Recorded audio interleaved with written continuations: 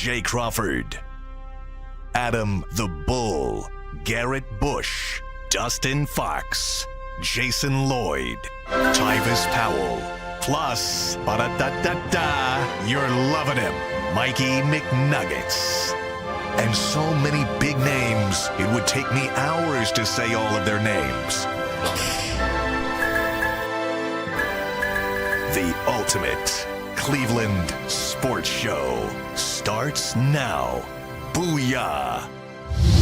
Welcome, everybody, to the Ultimate Cleveland Sports Show. It's a Tuesday edition along with G. Bush and Tyvis Powell. I'm Adam the Bull. There he is. There's Tyvis. He's ready to go. Tyvis Machiavelli. I don't understand. Illuminati all through your body. It blows. I don't. Did you say Flaccavelli?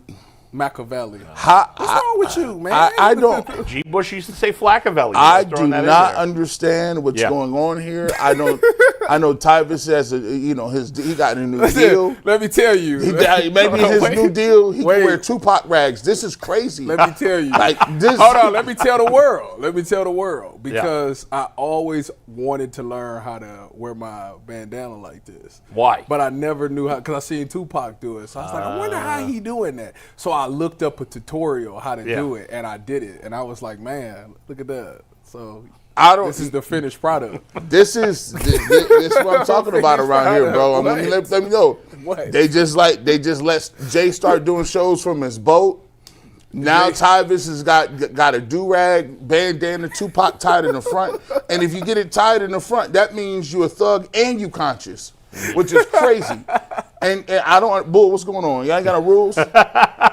Hey, this is out of my hands. Yeah, listen, they fought me tooth and nail just to wear hats. That's true. Yeah. Are you going to wear that Friday at the comedy show? You think I should? I don't know if I'm going to be there. What? See, you got to be there. I told you. I got to work 3 to 6. I told you. Look, come on. It's not till 9:30. You sound like him. You do know I live in Columbus. I know that. That's exactly what I said. You can't miss the show. show. Hey, look, he got that Jason Lloyd. Yeah. Now he could be like, I got something. Yeah. What you mean you got something? Jason Lloyd, he's going to be there. Listen, last I heard, I don't know. Jason's coming. Okay. Jason's be there. I mean, I got to get up crack of dawn Dustin the next gonna day. be there? I don't know.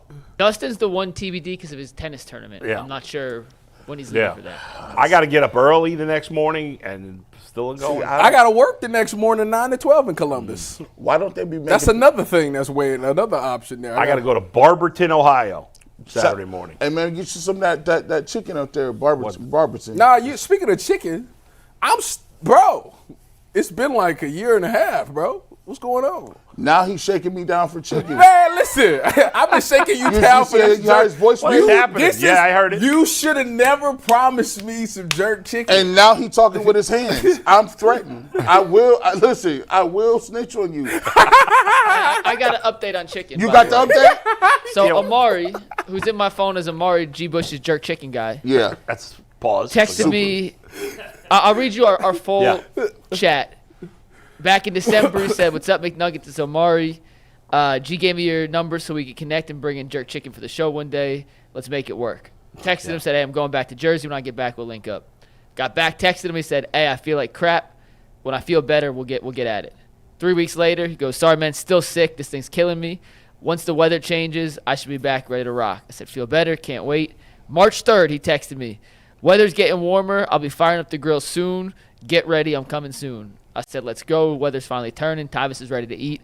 Haven't heard back since March 3rd. Nothing. Hey, listen. You said March 3rd. He's still alive this time? That's 22 days ago. I delivered him the barbecue guy.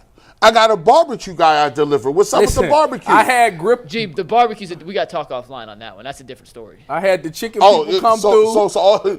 We had chicken on the show. I promised us to have chicken, and it was here. But you've been waiting. Hey, listen, it's been a year and a half. We got these. You know what though? This hitters. all could have been avoided if you would have just saved me a piece of chicken from your party, like you said you was gonna do. Well, you should have come to the party. I wasn't invited. Oh, you lying? What? I wasn't Everyone invited. was invited. Get out. He I didn't invited literally every person. Why would he not life. be invited? Didn't know nothing about it. He's lying.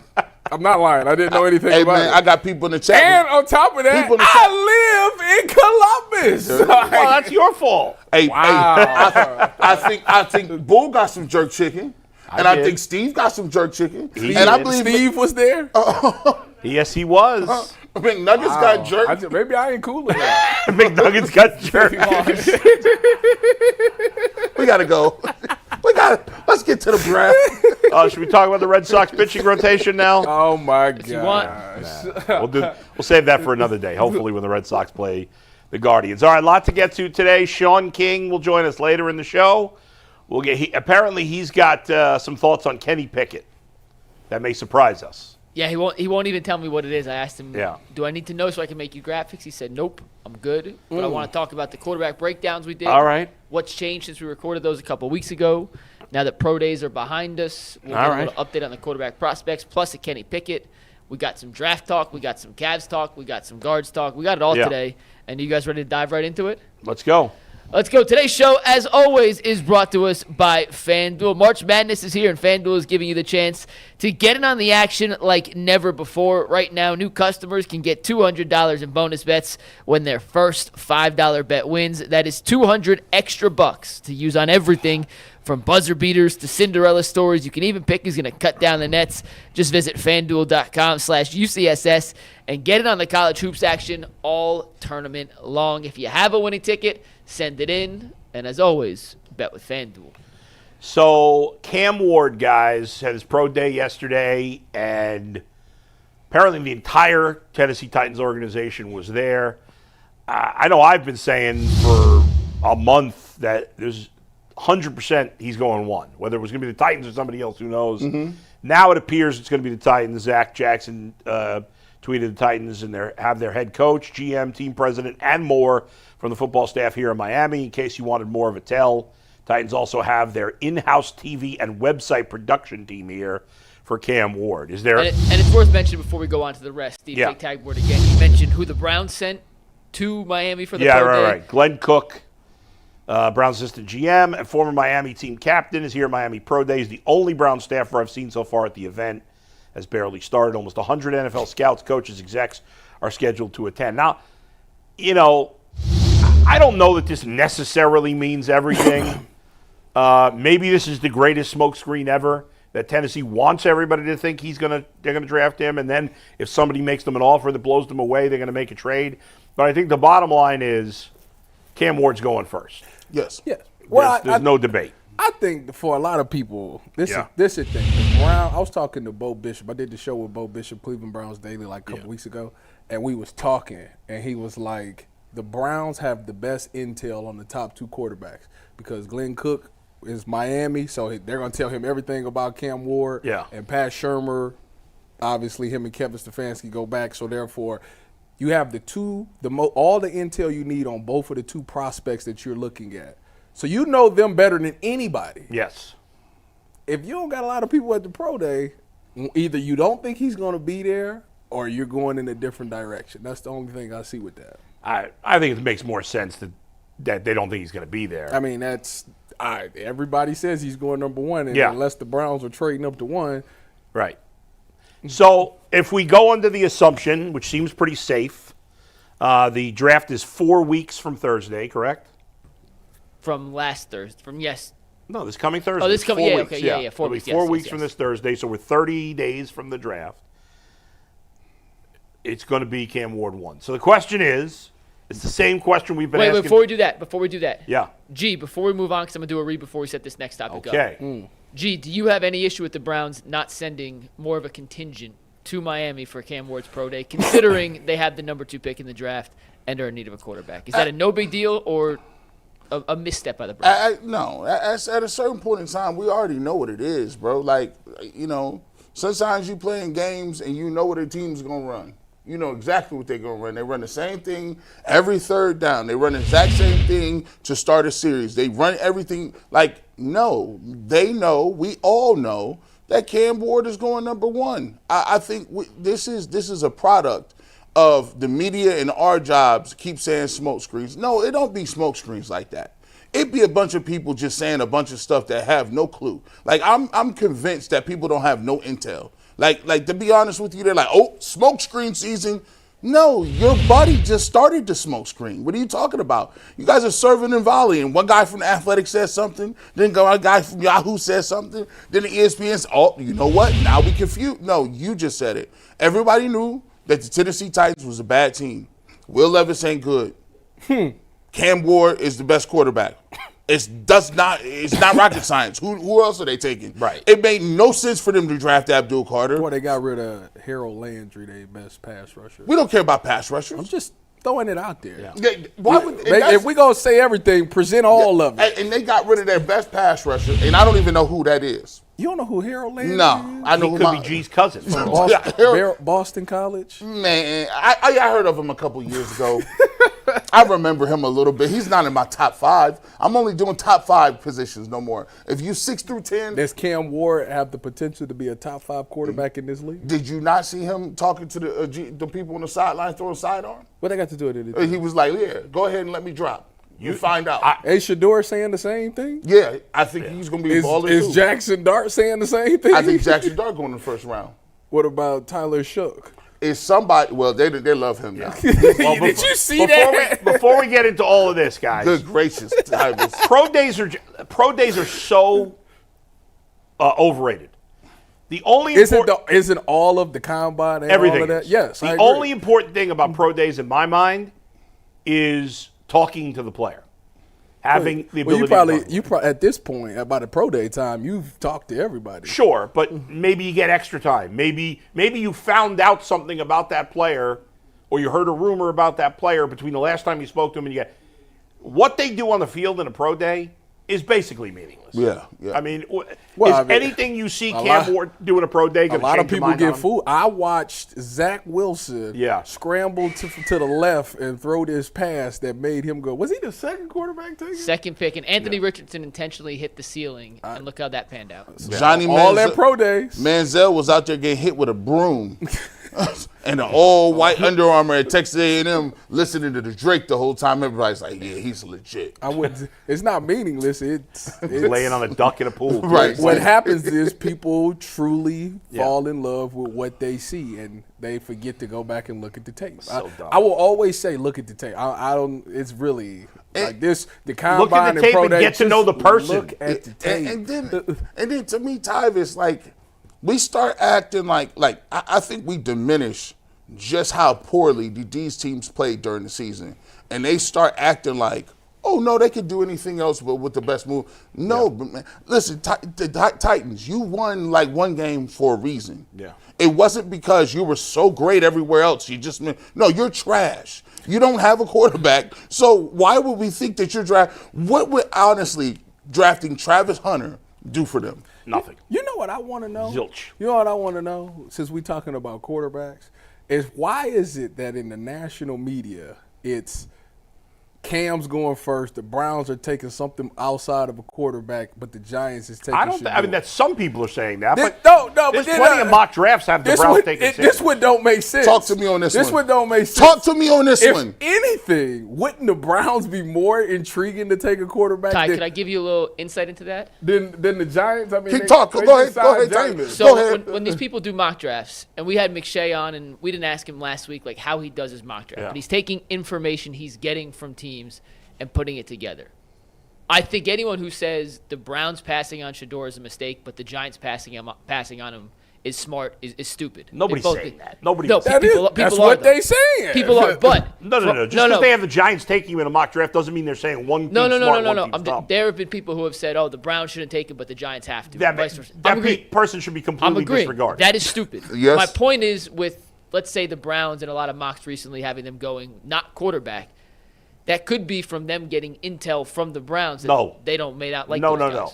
They're not getting intel from the Browns. They're getting intel from around the league. Whatever, and then they're guessing. Yes. They're guessing. Yes. But here's what I'm going to start doing. Yeah. I have intel from around the league. Refute it. But in the end, it doesn't matter. In the end, it doesn't matter. Who cares what mock drafts say? I'm not going to get worked up by that. But the reality of the situation, it matters. It's like tainting the jury.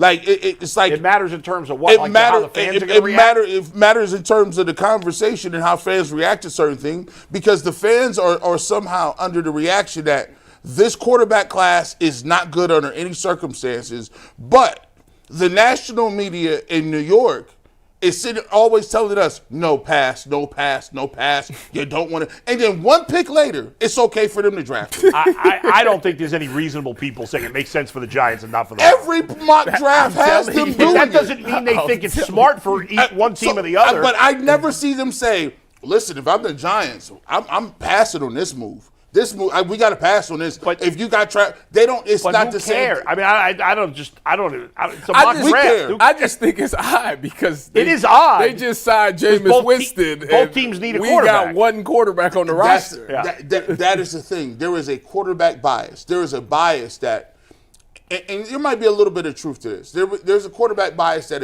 if quarterback A goes to this team, it's a brilliant move.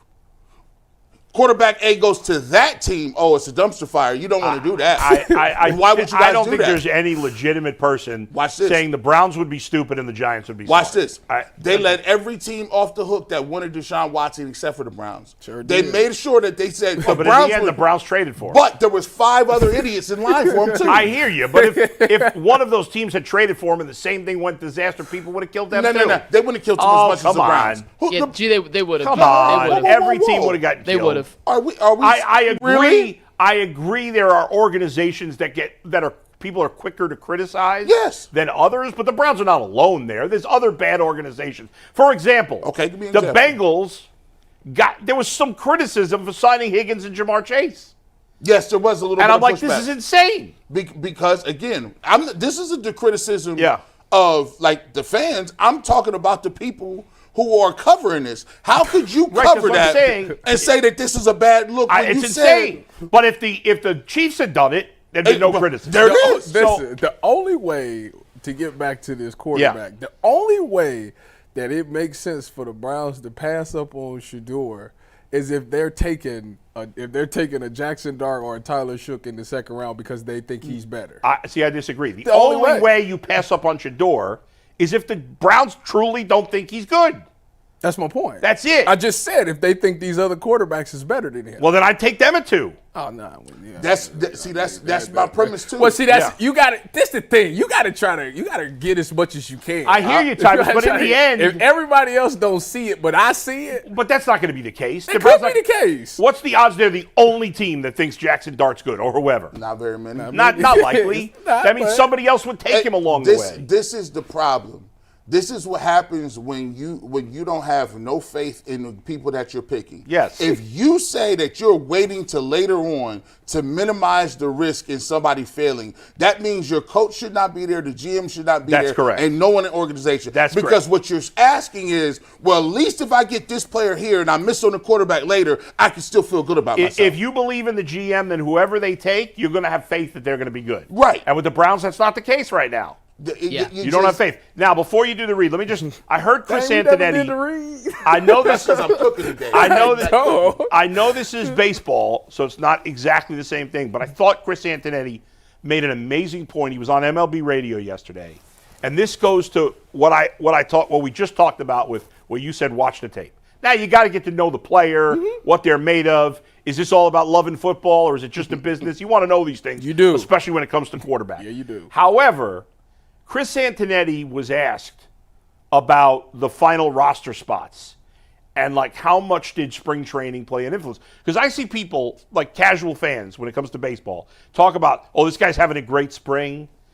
When I see a player having a great spring, it's irrelevant to me. Facts. Irrelevant. First of all, tell me if a guy hit 5 home runs, did he hit them off guys who were pitching in the major leagues? Well, if he did, I don't care that much because those guys are working on a curveball that day or working on a changeup that day or working on, I got this guy with 2 strikes, what should I throw him here?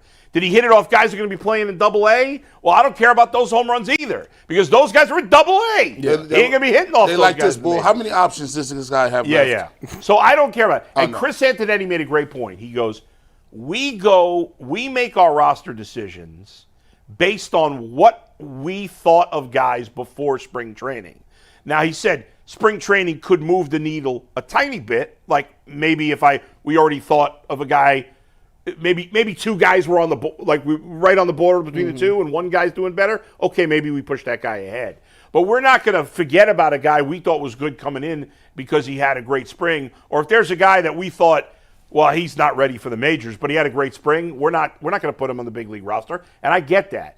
He essentially said what you said. Watch the tape. Mm-hmm. I'm not going to let the small body of work, 12 exhibition games, replace the big body of work of 2 full seasons. What is it? This is different. Football and baseball is different. In spring, they're actually playing the sport. And this, you're not in pads. That's true. You're just running around in a t-shirt. They're not playing the sport the same way they do in the regular season. Yeah. So yes, it's not exactly the same. Like pro day, you watch this quarterback throw. There's no pass rush. There's no chance of him getting hurt. Nothing. People act different when the bullets are flying. There's no. So to watch the tape. All right, Mike, give us the read, and then we'll jump into the second pick now. Yeah, and I want to give you guys the poll results to set up this second topic. But first, Game Time is back. There's nothing like the energy of a Major League Soccer match, the chants, the atmosphere, the last-minute goals. If you want to experience it all live, Game Time makes getting tickets easier than ever with last-minute deals, all-in pricing, and their lowest price guarantee. Game Time makes getting the guesswork out of buying your MLS tickets. Plus, ticket prices actually drop as Game Time gets closer, so you can score amazing seats at a great price. Take the guesswork out of buying tickets with Game Time. Download the Game Time app, create an account, and use promo code LOCKEDON for $20 off your first purchase. Once again, create an account, redeem code LOCKEDON for $20 off. Download Game Time today. Last minute tickets, lowest prices guaranteed. What time is it? Game time. So with Cam Ward out of the running for the assumption of this next topic, we put up 2 separate polls and got 2 separate answers. Stunning, shocking. In terms of who the Browns should take at number 2. I'm going to give you these 2 results, and then we'll discuss why we think there's a little difference and who you guys would take if you were in that situation. So first, we put it on Twitter or X, whatever you want to call it.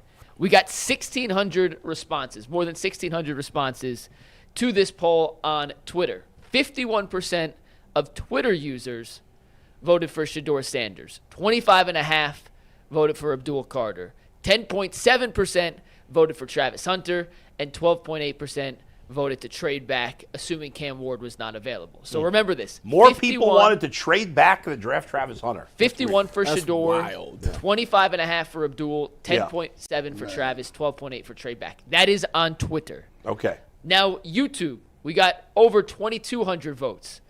Shedeur Sanders dropped from 51% so bizarre. to 25%. Abdul Carter jumped from 25% to 41%. Travis Hunter still the lowest of the 3, but he did rise to 13%, and 21% said trade back. So first of all, before we analyze, as our resident social media expert and YouTube expert, what do you make of the 2 polls being dramatically different? The YouTube crowd is a visual crowd. So when you go and you log on and you look at Abdul Carter highlights, you look at Travis Hunter highlights, you look at all these different things. These people fancy themselves as scouts. I've seen the highlights. I don't like what I saw right here. Mm-hmm. Now, you know what? Abdul Carter is because think about it. You can watch Shedeur Sanders throw interceptions all day, right? You can watch the reads where people break it down. How many times do you see somebody break it down and be like, ooh, Abdul Carter got driven from the 5-yard line to the 15. Wow, he looks like he's out of his gap right here. Matter of fact, he got enveloped by that tackle. Look, he missed the tackle. Is he big enough to play that position? Oh, you got pancaked. All you see is that. Running somebody that back, doing a nice little, look, he got a number 11. He looked like LeVar Arrington. He might be Micah Parsons. Who knows? Look at him dancing, moving around. Look how fast and smooth he is. I think Tyvus weighs more than he does. Hey, look, he's out here like a Thundercat. I do weigh more than him, right? And then you get your digging. That's a shame. That's a shame. Hold on. Liquid diet. Hey, hold on. This is no. I'm glad you brought that up. I don't think y'all understand something. That man weighing less than Tyvus. What's that supposed to mean? That means run game to his side. Oh, that's power. What I say. Tight end over here. We running that power. We coming down with the crack block. We got the fullback. Listen, I'm telling you, people. Oh, he's not that big. It's not that big of a deal. Right now, you cannot play Abdul Carter no 3 downs.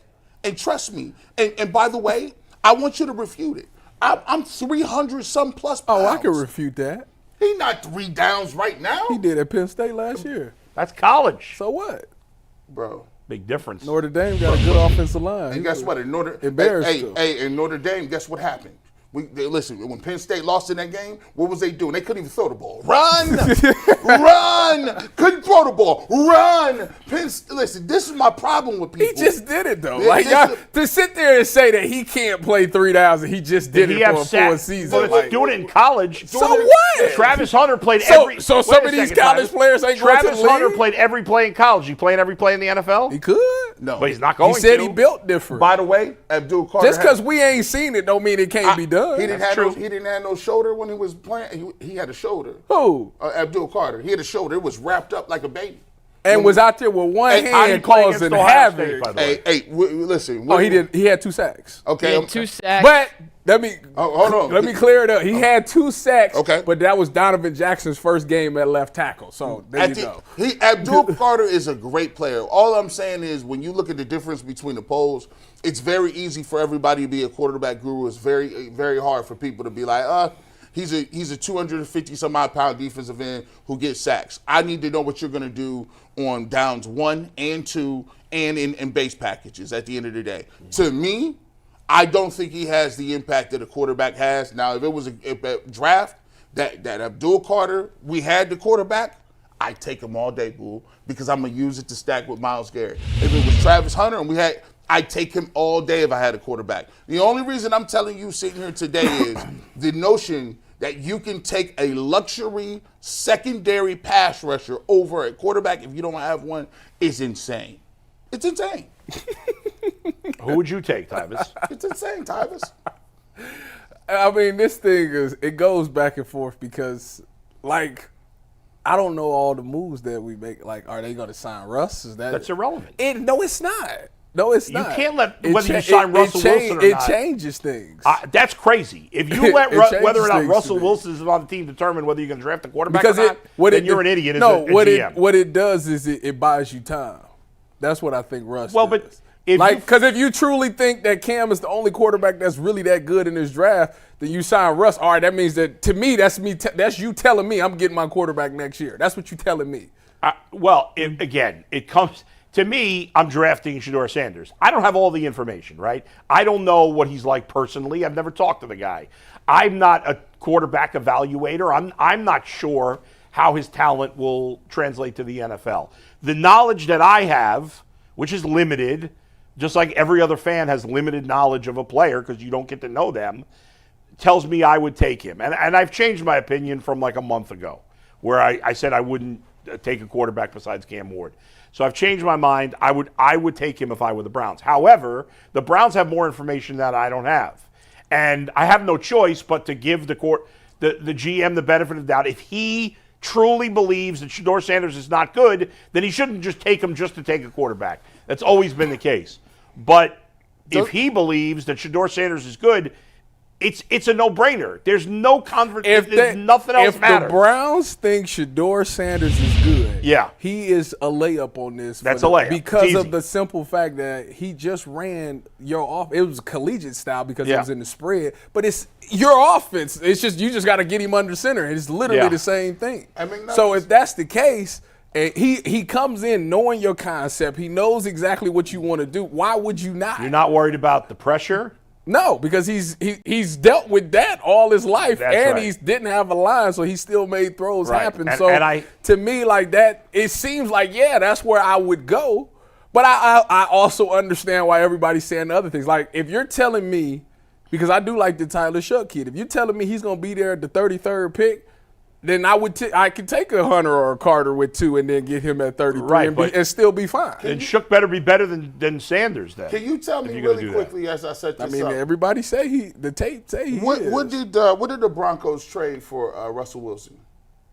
1 sec. Oh, it was the worst trade in history. So let me I'm just the Deshaun Watson trade was it was the worst contract in history. Okay, so the worst trade in history actually is Trey Lance, but nobody ever talk about it. I do talk about the worst contract is Deshaun Watson. All right, here's what it is, G. Okay. The Broncos traded Drew Lock, Noah Fant, and Shelby Harris. Plus 2 first-round picks, number 9 overall in 22, plus their 23 first-round pick. 2 second-round picks, number 40 in 22 and 1 in 2023, and a 5th-round selection for Russell Wilson and a 4th-round pick. The Watson trade was worse than that. It was 3 first-round picks. And then they gave him a $245 million extension, correct? Well, but not all of that was guaranteed. Before he they gave him a big extension. I don't know the number, but it was a big extension. The extension, 5-year, $245. Now let me tell you this. Before he played a game for him. Now let me tell you this. Cleveland Browns Same fans. thing with Watson. Cleveland Browns fans. They'll never do it We again. know what the Deshaun Watson trade is. So now you're advocating for us to go and make a move for the second worst trade in the history of mankind. So you had Deshaun Watson. Your last 2 QBs that was going to save you was Deshaun Watson and Russell Wilson in this contract. And you do it back-to-back. All because you don't want to draft a rookie? Are you crazy? What are you talking about? I'm looking at, listen, as the pantheon of time goes down the list, you're like, who we should do at quarterback? Here's what the Cleveland I just said I would take Tyler Shough in the second round. I'm not I said if he going to be there at 33, I said I'd take him. I'm trying to dominate the audience now. Unacceptable. You still talk about Russell Wilson. He won $40 million. He fleecing you. Listen. He won $40 Russell, million. listen, you ain't getting 40. So you're advocating that some people are really being like, oh, so the Steelers got fleeced with Kenny Pickett. We'll take him too. Make him a starter. Nope, that's not enough. Let's go and look at Russ. And you'd be like, well, listen, the Broncos took the biggest cap hit in the history of mankind just to get him off the team and then drafted a rookie and then went to the playoffs, Bull. Mm-hmm. These are the guys that are in contention for you? No, not for me. Thank you. I'll take anything. That's why don't say for me either. I'm about to say I didn't say. Listen, everybody knows that I. What Bull is saying is if those are your options in front of you and those are the moves you're making, if you see any one of these dudes, whether it's Sluffaluffagus, Dart, Milrow, whatever you want, stand there and take this quarterback and get it done with. All this rest of this Carson Wentz noise, this is wild to me. Like, no, I'm not doing that. I don't care if they sign another veteran, but that cannot stop them. They're going to sign another That can't stop them from drafting a quarterback. No, I agree. That's it. I agree with you. So if the now Browns, the only issue is you taking it at 2 or 33. That's my only thing. I don't think you can wait for 33. I think I want McNuggets. I believe that any quarterback you take, you must move to the first round to get him to even maximize on the 5-year rule. I totally agree.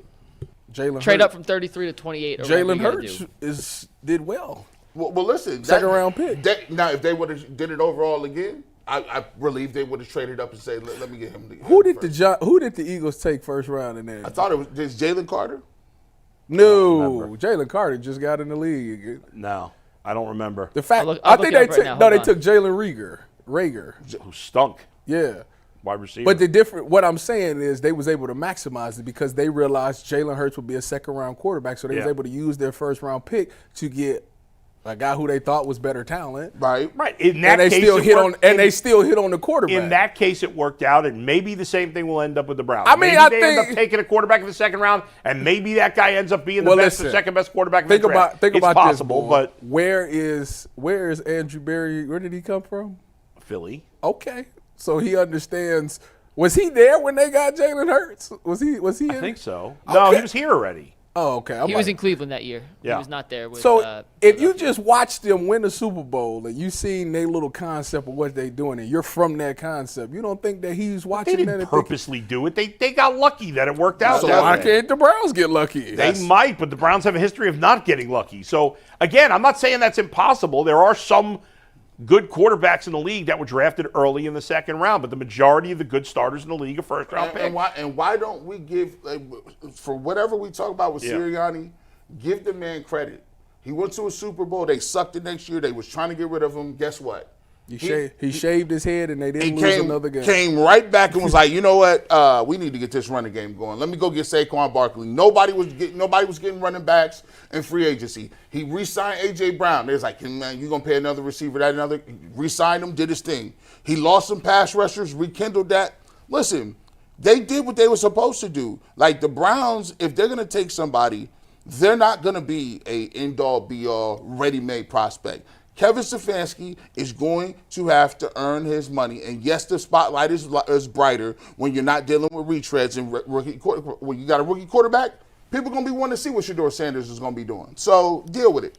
But yeah, no retreads. We're not going to do that. So let me ask you this before we move off this topic. Let's say that they did not take the quarterback at 2. And I'm taking Travis Hunter. Okay. I'm doing it. There we Ty, go. I'm glad you asked. That was what I was Yeah. going to ask before we moved on. Yes. Hunter or Carter, those are your options. To me, too. it's Hunter every time. Easy money. Listen, this is the fallacy that the people are operating under. People are operating on the fact that defensive linemen and offensive linemen are somehow safe. That's bullshit. Yeah. That is completely that's complete.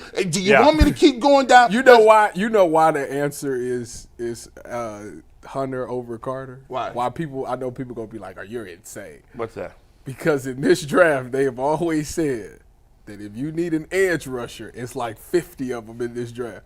If you need a wide receiver, though, it's zero. like maybe 2 or 3. And that dude, like 3 of them. dude, T-Mac, is out here looking like Drake London's little cousin. That's right. He's out here walking around. I'm like, I don't know if T-Mac is going to be good.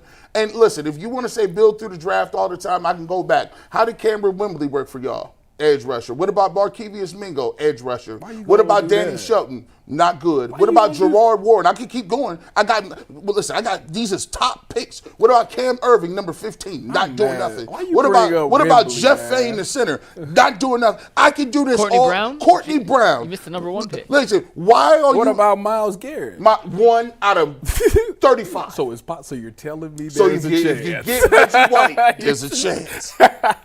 Oh, you guys out there. Listen, I dominated these first 2 segments. Put it in the comment section. By the way, you're out of here.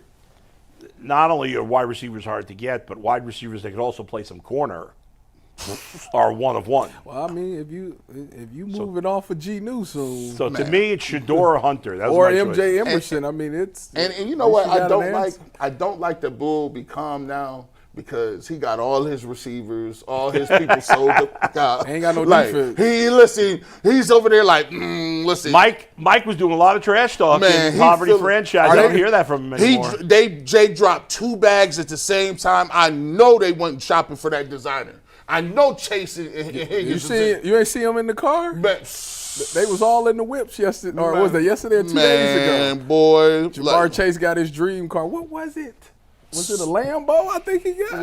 Last thing. Well, Todd was thinking of what car Jamar Spaceship. got, but Todd McShay put out his receiver rankings yesterday. He had Travis Hunter as just a receiver as his number 1 receiver in the class, and Compton to Garrett Wilson. Tyvis, I know it's a Buckeye that you follow. Do you see, and do you think if he is used as a primary receiver, Hunter is that level of upside as a wide receiver in the NFL level? The reason that he's so good is because outside of just the fact that he's fast and all those things, like that dude gets the ball. Like that's what you want. You throw a 50-50 ball, chances are he gonna come down with it. And that's what you want. You know, so many times you gotta throw guys open. No, he's a guy that gets the ball. And right now, that's kind of what you need on offense, right? You got Judy's great.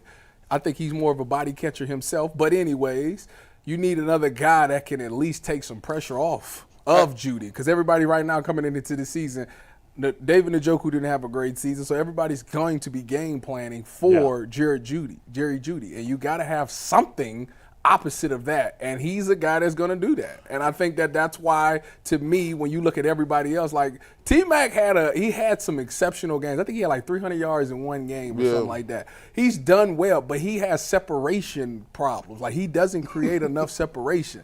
And if you're telling me you're going to the league and you can't create separation in your routes, dude, I'm going to be all over you. And I'm deflecting that. So that's a problem for me. Emeka's great. Emeka's can play inside and outside. If he's not going to be in the first round, the Browns should definitely look at him at a 33 pick as well if they don't take a receiver. Problem is he 4'6". Who? About 4'6". Emeka? He look like Is you insane? He ran 4'6". Emeka probably one of the most All right, athletic so dudes I'll I know. ask this question again. I think we talked about it last week. I can't remember now when we talked about it or who was here at the time. And Luther Burden is a dog, I too. know you were here, Tyvis. I'm not sure if G was here when we had this conversation, but what quarterback, besides Shedeur and Cam Ward, what quarterback do you like the most? If you had to pick amongst the rest, who would you take? Well, I told you. Like, we we only should get go one Jackson pick? Dart. Jackson Dart, and who would you take? I mean, there's only 2 options. It's only Jackson Dart or Tyler Shuck. Will Howard. Could be Jalen Milroe. Listen, the Jalen Milroe thing, man, Listen, Sean's got some thoughts on Jalen Milroe too. So My when thing we get to that, that's gonna be a fun part of my the thing about Jalen conversation. Milroe is because Todd was talking about. I think it was Todd. Was it Todd McShay that was talking about Jalen Milroe? Yeah, he likes him. Well, if you put him in Kevin's offense, the boot thing does seem interesting.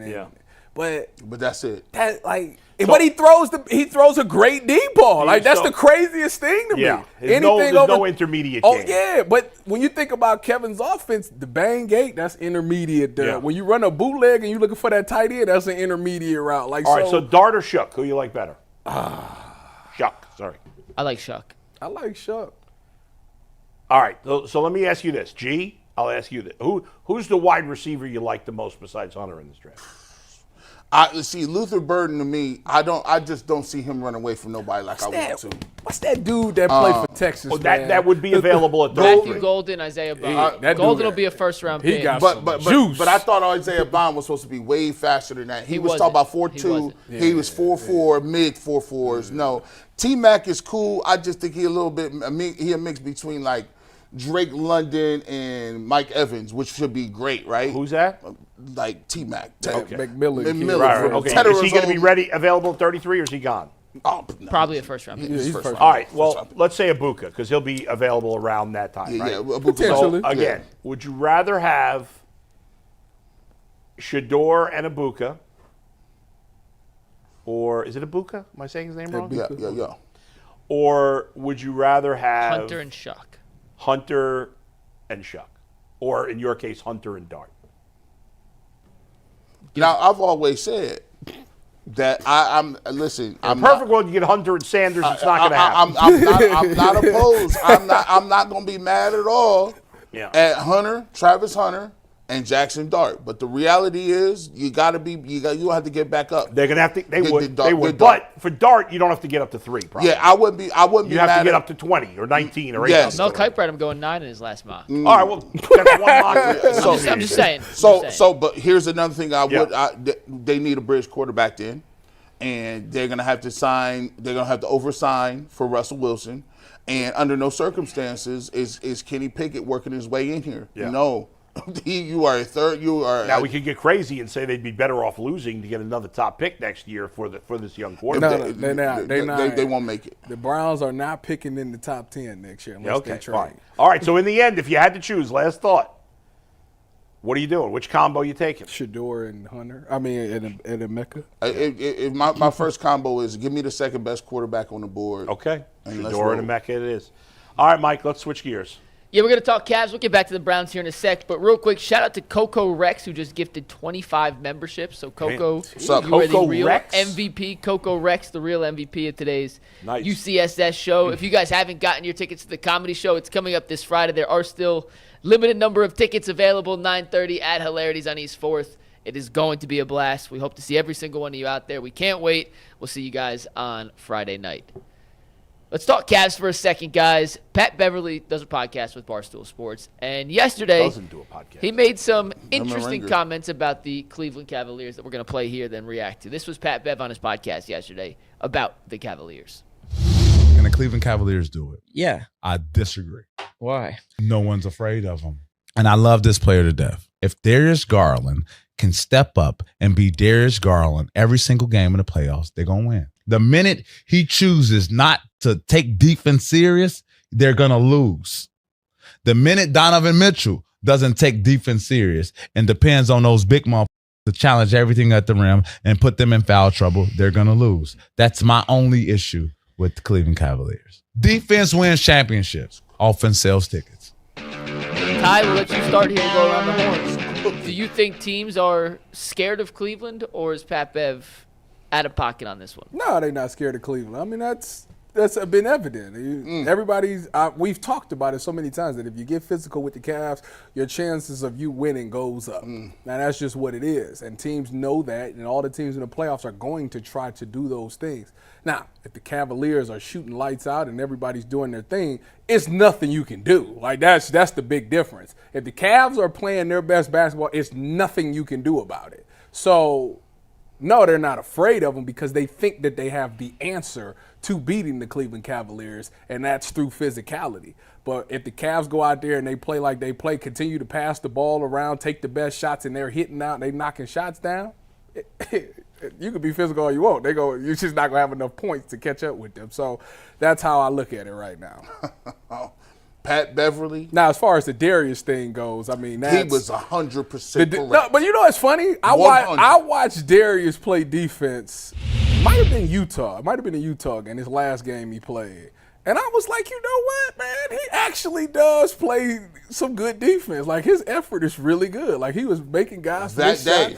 But, like, what's the playoff? In the playoffs, you the can play playoff. defense. No, listen, let's just call it what it is. When they go up against the Celtics, because that's where everybody's just assimilating to, they're gonna find him as the mismatch because that's what they did the last time they played, and he doesn't have the size obviously to go up against a Jason Tatum, who just injured his ankle. Which I thought about, man, we need to get to the postseason when I seen that yesterday. Yeah. And prayer for Juju Watkins. That was terrible to watch. What happened to her? She tore her ACL last night. It was terrible, man. Oh man. But anyways.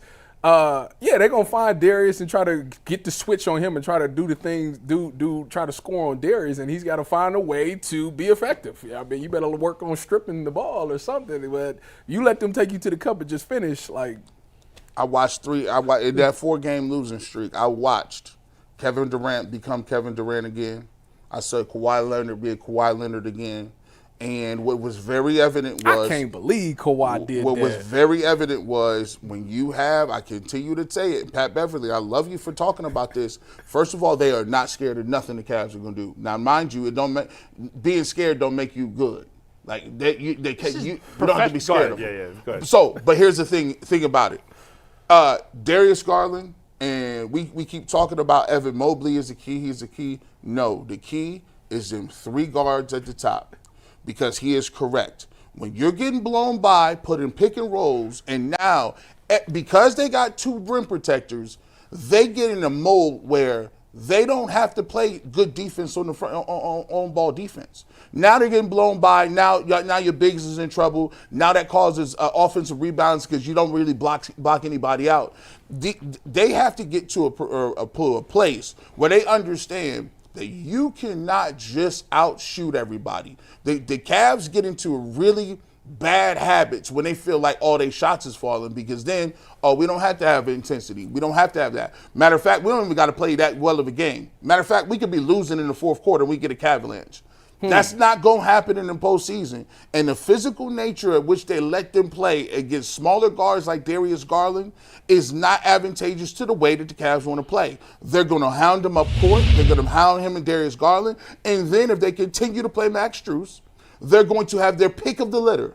They got 3 dudes they can pick out. Let me get Strus this time. Let me get Darius this time. No, Donovan, run around these picks real quick. Man, listen, that is devastating. They got to realize that if they don't play defense and get to the point where their defense is just as important as offense, they're not winning.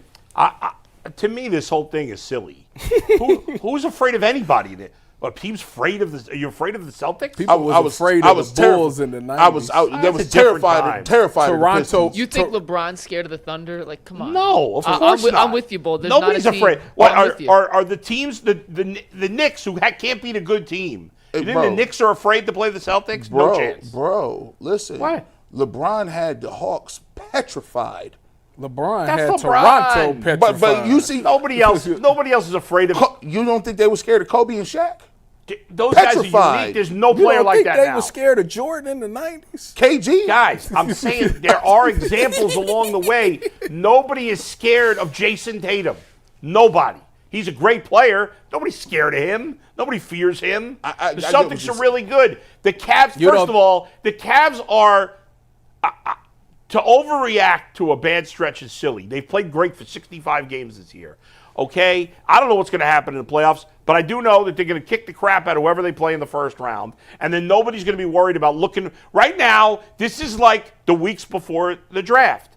People are looking for negative things to say. No, Bull. I really feel that way. No, they're trying to talk themselves out of it. No, what they're doing is, listen, just because the Cavs have had a great year, and people get this mixed up, you can talk about X's and O's and what they have to work on getting to the playoffs.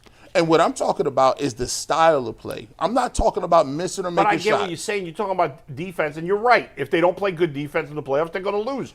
But just because they've not played good defense some games here, overall, they've played good defensively this year. They're top 10 defense in the Right, NBA. and so I think they're in a slump as a team. They know they got nothing really to play for. Shooting slump. Other teams have more to play for.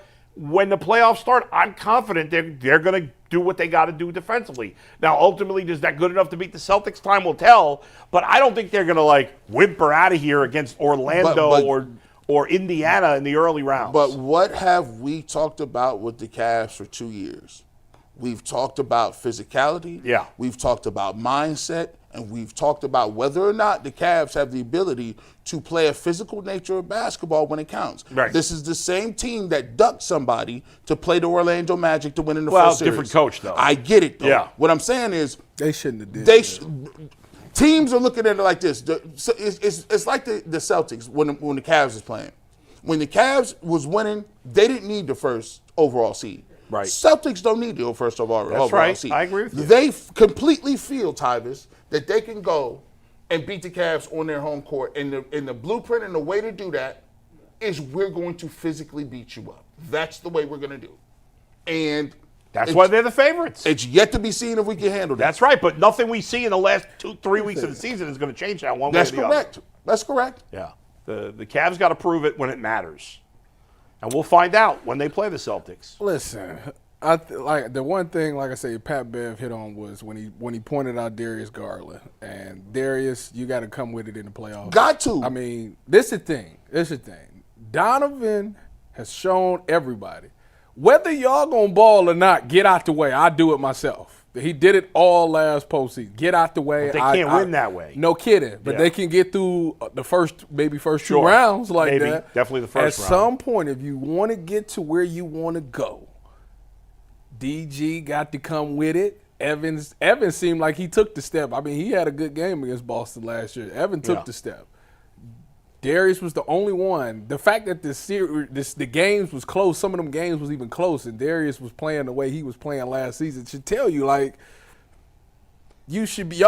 got a really good shot. And by the way, this is why, everybody all year has been saying, oh, the Cavs are a different team. They'll play 10 guys in the playoffs. Nope. And Mike and Jason the whole year have been saying, no, they're not. They're not doing that. Because the deeper you go, the less likely you can rely on those guys when it matters. If we're worried about what Darius Garland is going to do in big moments in the playoffs, when he's been one of the clutchest players in the league this year, what do you imagine for guys 8, 9, and 10? No thanks. So your best players are going to play 40 minutes a night in the playoffs. Hey, listen, I want to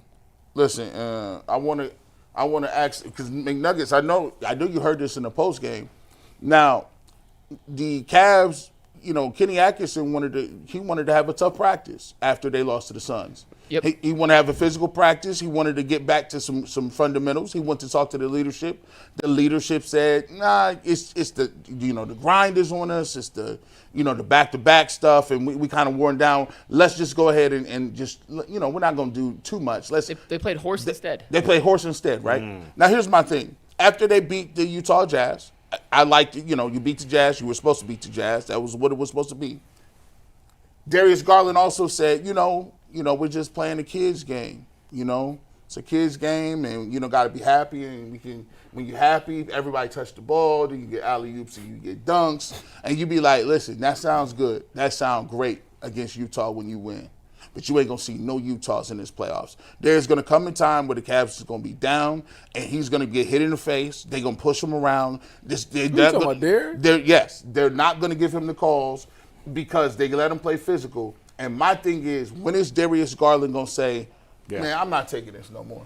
I ain't taking this no more, and this ain't the game, and I got to take that mentally to the next level, because the only difference between him and some of these other dudes, he could be so good. Man. He could be. He gifted. He could be. The man is gifted. So good, man. It's just he need that thing, that click, like, oh, I'm a dog. I'm a monster. That dude. You can't guard me either. We've seen him have the moment. Remember last year when he waved Donovan off to shoot? Was that last year or this year? Where he waved? It was last year against Chicago. Yeah, waved him off. Like, he got the moments. He got it. But We need to. He's been that for the majority of the Yes, season. he has. Now, since the All-Star break, he's been in the shooting slump. We've talked about it. When he's not making shots, and particularly those mid-short range shots, not necessarily at the rim, but that little floater, the teardrop, those short mid-range jump shots he takes, when those aren't falling for Darius, the rest of his offense kind of crumbles. That's the fulcrum to getting everything else open. But the reality is, for the most part this season, Darius has been that guy. He has been. 20 days to this endless regular season is over. You know how you feel about that is how I feel about the draft. I can't wait till just I feel that way now, too. get to the draft. What you mean? man. Like all of it? It's this. We got same 6 topics. It's the same 6. Like we just do a good job of remixing. It's the same right. jeans, same outfit. Yeah. It's just the jeans is different this week. All right, here's a new thing we haven't talked about much. We have not talked about this yet, but let's get a quick word in from FanDuel as we guys set up this next topic. March Madness is here, guys, and FanDuel is giving you the chance to get in on action like never before. Right now, new customers can get $200 in bonus bets when their first $5 bet wins. That is $200 extra bucks to use on everything from buzzer beaters to Cinderella stories. You can even pick who's going to cut down the nets. The FanDuel app is simple and easy to use. When you win, you get paid instantly. No waiting around. Just visit FanDuel.com/UCSS and get in on all the college hoops action from the start of the tournament to the final buzzer. All right, guys, we have not talked about this yet. And I was hesitant to put it in the rundown because I haven't seen a big-time newsbreaker in the NFL circles kind of connect the dots here. In other words, there's been no legitimate source on this. Yes. Right. Yes. And I don't know who John Frashella is. He may be super legitimate. I frankly do not know who he is, but he has put out a couple of tweets. There's been a couple other people in the Browns Twitter sphere that have put out similar reports that the Browns have been pounding the table with the 49ers, trying to put together the framework of the deal for. That's what this person said, pounding the table? Well, this person said pounding the 49ers, pause. But Sheesh. I mean, basically, who is this guy? Mike, this guy's not legit. he's got 100,000 followers. So I know. What does that even mean? I know who. there are other What does people that that have put out mean? that the Browns have had conversations and at least they're exploring the potential of week trading for straight Brandon now. Aiyuk. That's why I was hesitant to put it in here, but there's been enough smoke that I figured we have to at least address the First of all, rumors. Brandon Aiyuk, I don't know if is necessarily a wide receiver 1. I mean, I think him and Jerry Jeudy are the same level of wide receiver.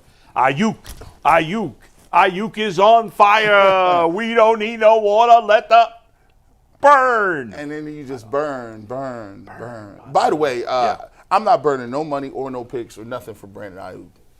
I used to be Project Stockpile guy. Yeah, you were. What happened? So G, you're out. So you have no interest in bringing Aiyuk. What? Not for what they talk about. I'm seeing on the internet. What no. they asking? What's the price? It's going to be Newsome and a mid-round pick is the basic framework of the No. deal. There is a Wyatt Teller component to it if Yeah. you want to get real complicated with the money. Jack Duffin, who we've had on the show, said the Browns can take on the cash hit that would come with an Aiyuk trade, but that's deep dive into the weed stuff if you really want to get there. ACL week 7.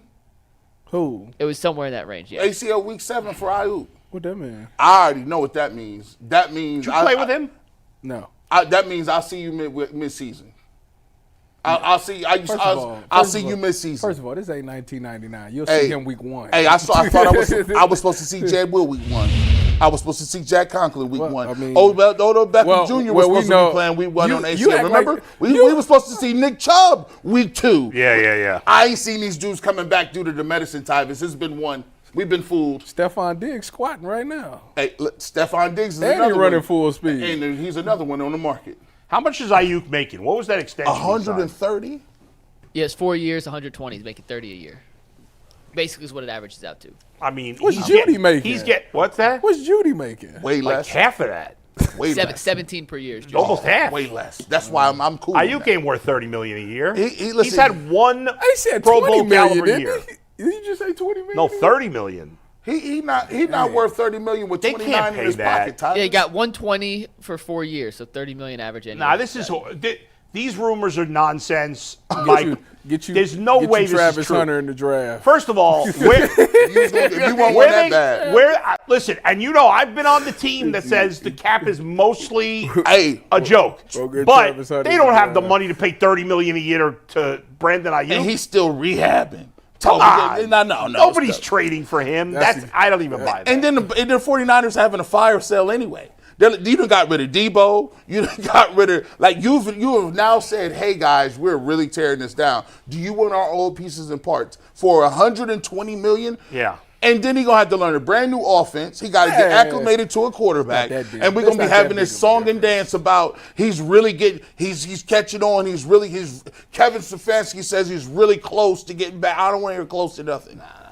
I don't want a guy getting overpaid, coming off bad surgery. He was having a bad year before he got hurt. He's had one, Pro Bowl caliber season out of 4 full seasons. He was mad. He didn't want to come here to start with. Yeah, and I'm not interested. His PFF grade his last year, he had 400-something yards, 70s in the PFF. PFF is dead to me. All right, there you go. Yeah, listen, if G. Bush don't want him, he wants everybody. And I want everybody. I'm with you guys. Don't look at me. I don't even believe the rumors. That I don't care how many followers that guy has. Well, you saw me ask Jason. Dove Kleinman has 1 million followers. You saw me ask Jason yesterday, hey, can you do a little digging so we can get some other sources? Yeah, did he get anything? Jason texted me for about 30 other things yesterday. None of it involved the Brandon Aiyuk rumors. But it had been circulating, so I figured we address it real quick. No, I hear you. I don't buy it. That might be John Lynch, by the way. That might be his burner. His burner? Because he's trying to keep this alive so much. I don't know why the Browns would really theoretically, if they weren't going to go for, if they wanted to, why weren't they in the sweepstakes for How DK much did Higgins get? What was Higgins per year? Higgins is getting 29, I think. So if they were willing to pay 30 for a receiver, they should have just went after Higgins. Then is what you're saying? Well, they couldn't. He wasn't a free agent. Well, but I'm just saying, in theory, they would have been in that sweepstakes. Metcalf's probably even better. Sure. Metcalf. He's not better than either one of those. Both of those guys are better. Yeah. So. Now, to be fair, he had better. Ayuk's one season is better than a season. I'm about to say, y'all gonna cut this out. Y'all not going to just sit here and act like this man is a bum. No, he's not a bum. He's a good player. Yeah, what are you but he's not worth $30 million a year. In my mind. Might if you not coming off an injury. If you mean to tell me y'all ain't willing to give up a player that y'all gonna lose after the season and what you say, a 4th round pick? For a first round talent? mid-round pick, yeah. Are you serious? I don't buy that he's a first round talent. He went in the first round. I know that, but he probably shouldn't have. Hey, listen. Wow. I mean, you think he a bum like that? I don't think he's a bum. I think he's a second round player. I just think when you got that's better than what we got. I hear you, Tyvis, but I'm just saying I don't buy it. You don't buy what? I don't buy the rumors. I don't buy that the Browns. I'm saying, what if they said, you know what, give us Genu in the 4th round pick? You wouldn't take that deal? I still think when you're paying to pay 45, I gotta pay the contract. To pay $50 million for 2 1B receivers to me is not. And I think Jerry Jeudy is actually better than him. Yeah, I just don't love that the guy's had 1 great year on a contract year, and he was off to a bad start. And he's had knee surgery, and he's 27 years old this season. I don't know. I get what you're saying. In a vacuum, would I want, if I could get Aiyuk on the team, would I want him? I guess I would. But I just don't buy. I don't buy that they're trading for him at that price point. If they want a receiver, like you said, if they want a receiver that doggone bad, go draft Travis Hunter. How much did Metcalf get in his new contract? Wasn't it 5 for $150? Yeah, exactly.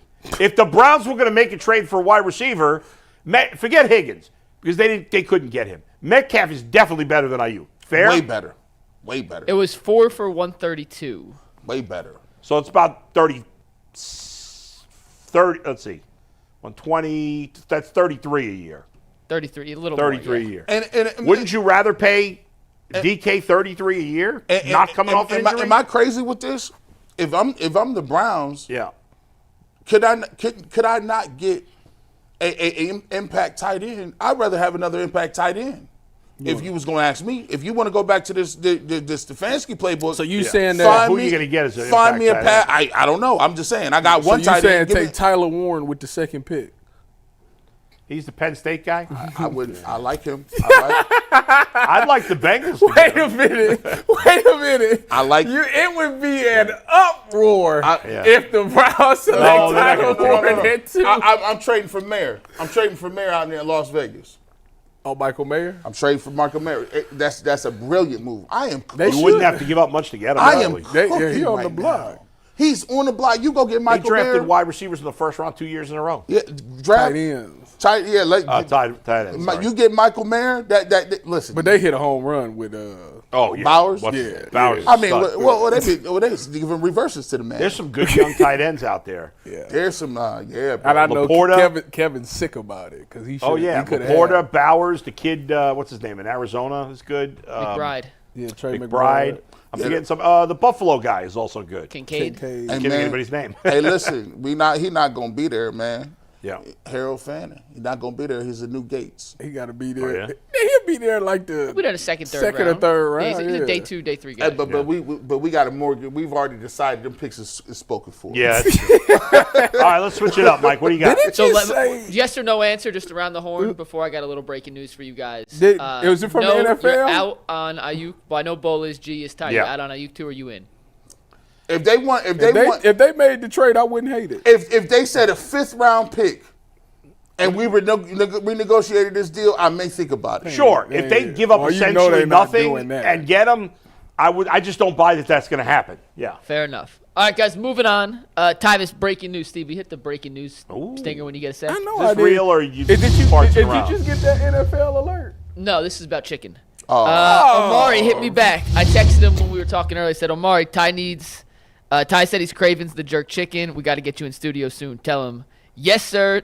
I say no to nothing. I'm free next Tuesday. Ty, are you here next Tuesday? He is. Yeah.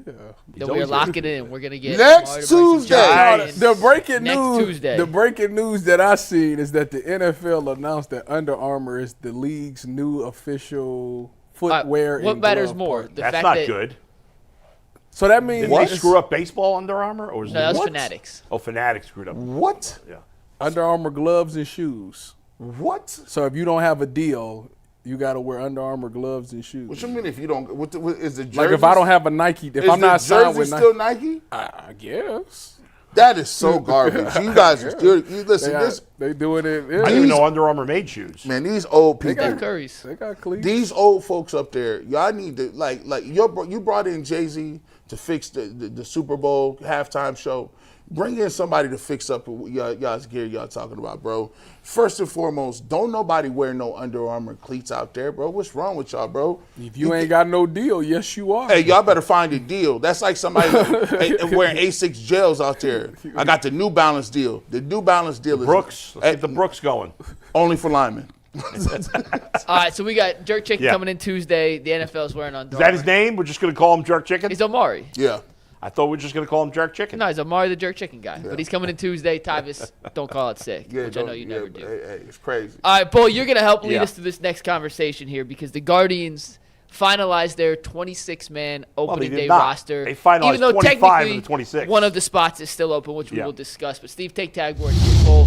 We'll run through it real quick. The 5 starting pitchers that the Guardians have kept on the opening day roster: Bybee, Williams, Ortiz, Lively, Allen. We talked in depth about the starting rotation yesterday on the show. In the bullpen, you got Clase, Gaddis, Cade Smith, Tim Herron, Paul Sewald, Jacob Eunice, McKenzie, and Joey Cantillo. I don't think it's Jakob. Who'd you come up with Jakob? I just like calling him Jakob. I don't know if it's really. I like Jakob. Jakob?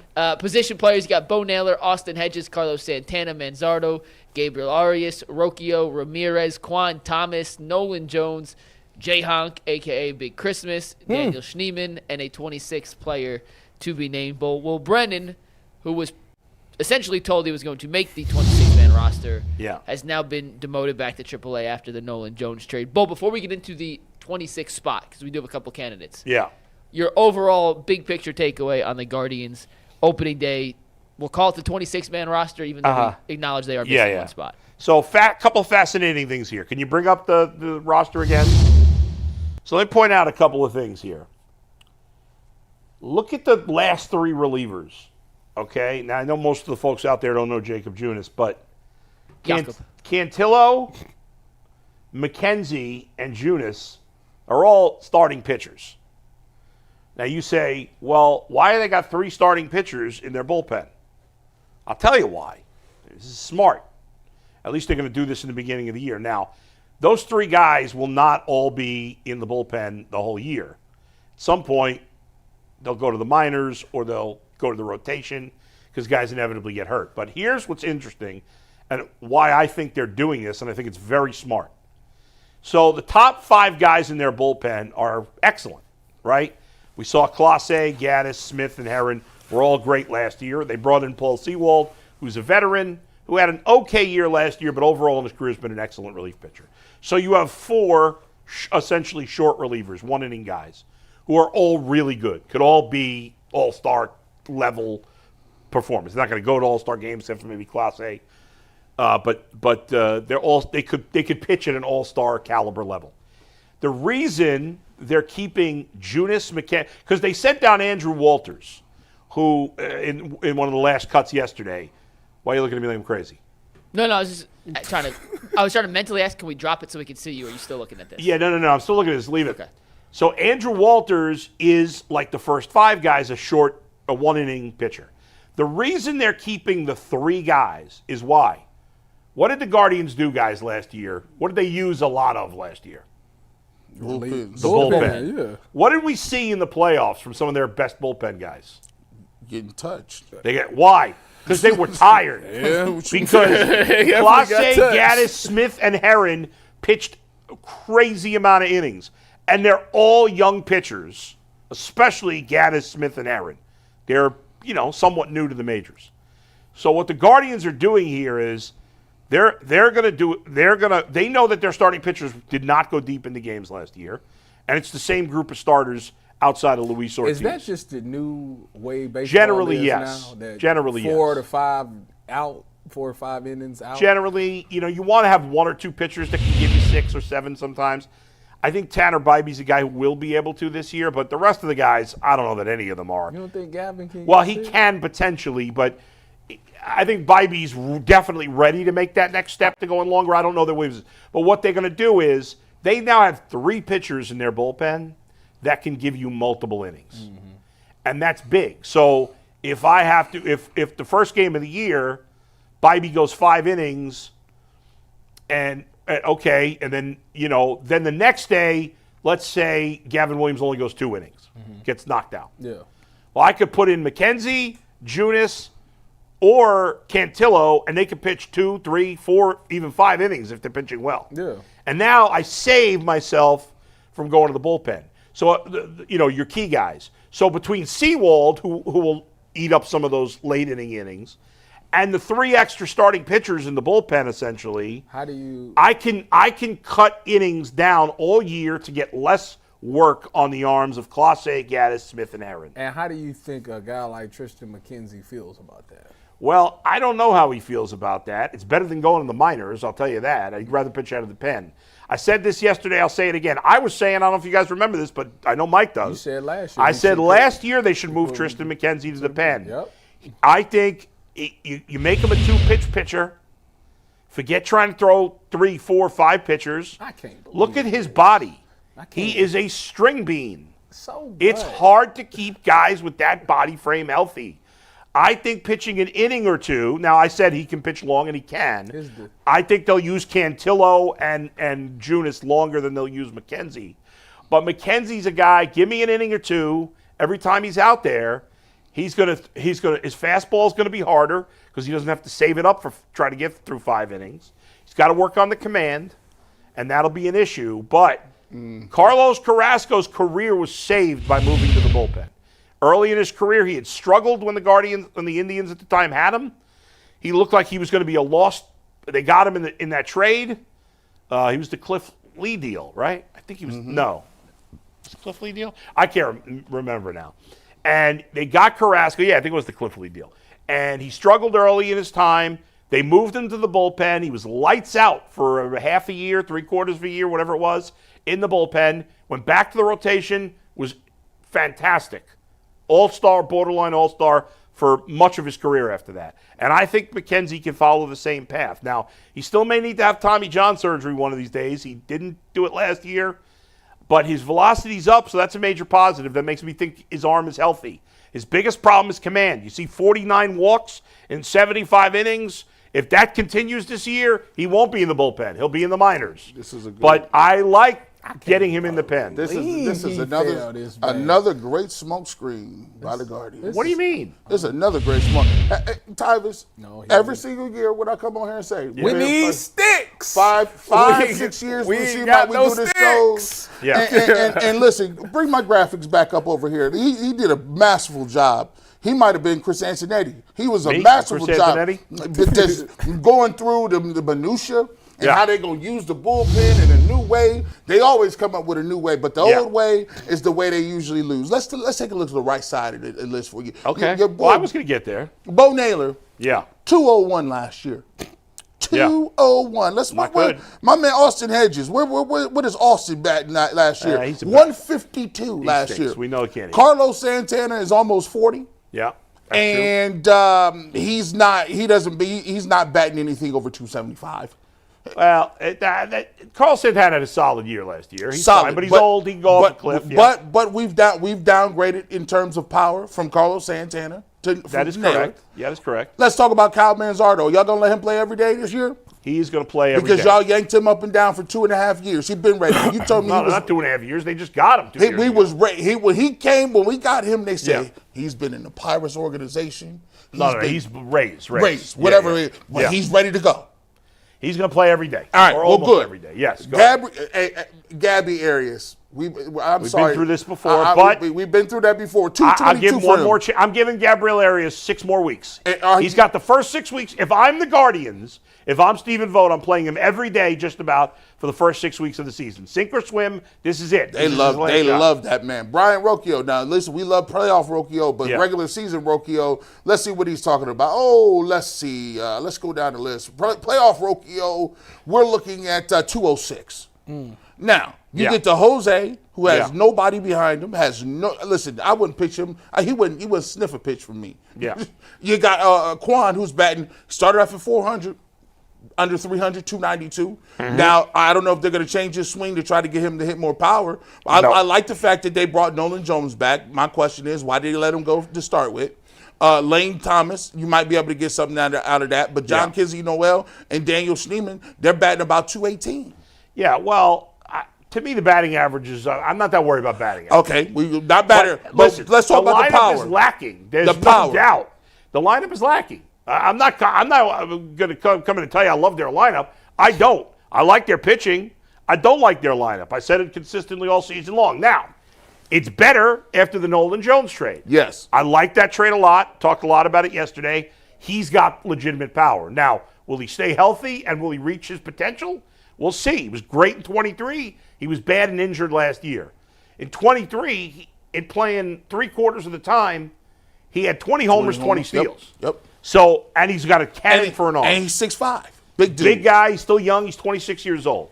So there's a ton of upside with Nolan Jones. That was a really smart trade. It doesn't matter. We know that Big Christmas is going to be second on the team in home runs anyway. No, he will not. Yes, he will. He's not going to play enough, I don't think. That's the part that He gets almost me. got 20 last year. He didn't play enough. Yeah. They're gonna mix a lot of guys in and out. I just don't know if these young guys don't get enough at bats to really. You're stick. right. But I think that Nolan Jones and Kyle Manzardo are going to play most of the time. Against some tough lefties, they'll be on the bench. But those two guys need to play just about every day. Because the potential there, again, it's potential, but they're going to get their opportunity. I think, Jose, Nolan Jones, Manzardo could turn into a nice 3-4-5. Now, they got to prove it. Manzardo showed some good signs at the end of last year. He did. And Nolan Jones, obviously, in 23 before he got hurt last year with Colorado.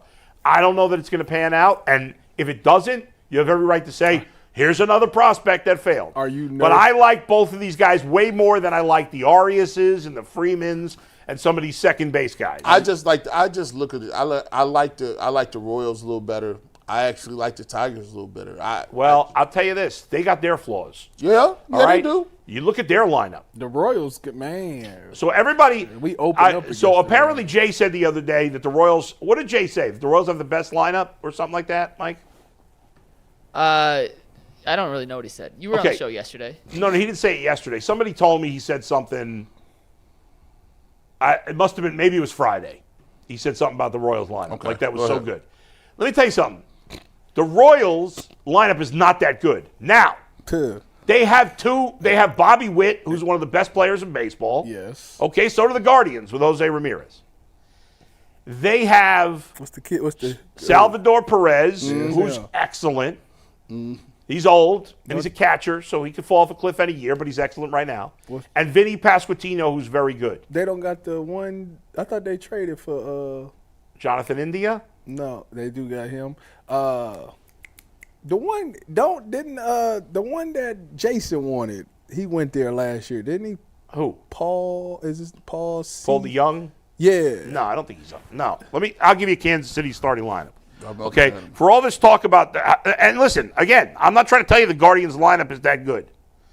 There's a lot of question marks in the Guardians. The Guardians lineup, the Royals lineup, besides the three guys I mentioned who are really good. Bobby Witt, Pasquantino, Perez. The rest of their lineup, Michael Massey at the rest of these guys nobody here has ever heard of besides Hunter Renfroe. Michael Massey at second. Michael Garcia at third. MJ Melendez, Kyle Isbell, and Hunter Renfroe in the outfield. That stinks. Melendez. Jonathan India DH. The rest of their lineup are average or below players. So they have as many holes in their lineup. I'll take you another. I'll take you. Here's the Tigers lineup. Tell me how many of these guys you know. Jake Rogers, Colt Keith, Gleyber Torres, Trey Sweeney, Zach McKinstry, Riley Green, Manuel Margot, Kerry Carpenter, and Spencer Torkelson. We all know Kerry Carpenter. Okay, he had a great series. Fine. Yeah. Their lineup is way worse than the Guardians. Listen. Now, I like the Tigers starting pitching a lot. You don't like the Royals' power? Royals' power is way better than the Guardians. The Royals have. I don't know that it's going to be way better. And I think they got tons of holes in their lineup. They have 6 guys in their lineup that are average or below. So do the Guardians. I'm just saying, it's not like the Royals is better. Yeah. And I actually think the Guardians rotation will be better than the Royals. And I think the Guardians bullpen is way better than the Royals. And the Guardians bullpen is way better than the Tigers. Michael Walker.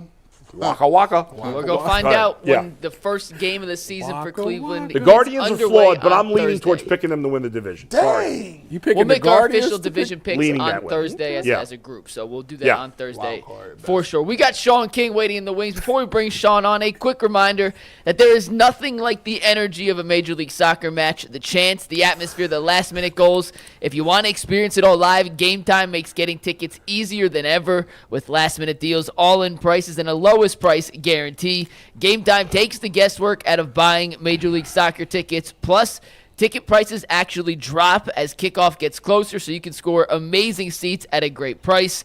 We use Game Time all the mind, and it gives you peace of mind because it has event cancellation protection and even job loss assurance, so you can buy with confidence.